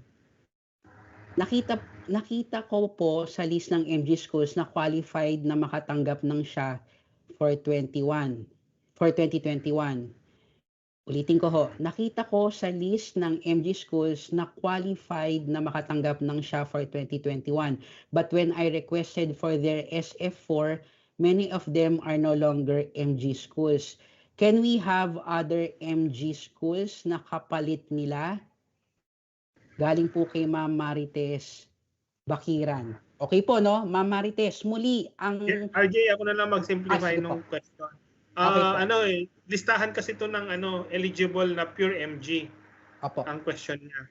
Ang listahan po ng eligible na pure MG ay manggagaling po sa division office. Yung nilabas po naming listahan ay listahan ng mga hardship post school. Magkaiba pong kategory yun. Tatlo po yung kategorya natin, no? Hardship post, pure MG, at saka ALS, no? Yung hardship post, yun po yung listahan. Ito yung Annex A.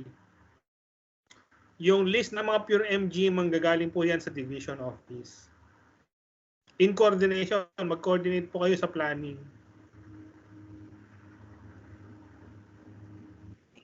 Thank you. Thank you, Sir Dex. Opo. CID in coordination with planning po, no, sir, ng division office. Yun po yung mga ibang listahan. Opo. Thank you, Sir Dex. Okay, next po.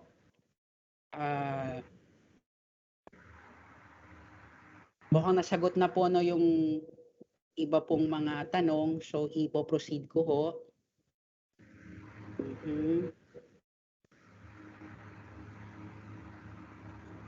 Parehas. Wait lang po, pasensya na.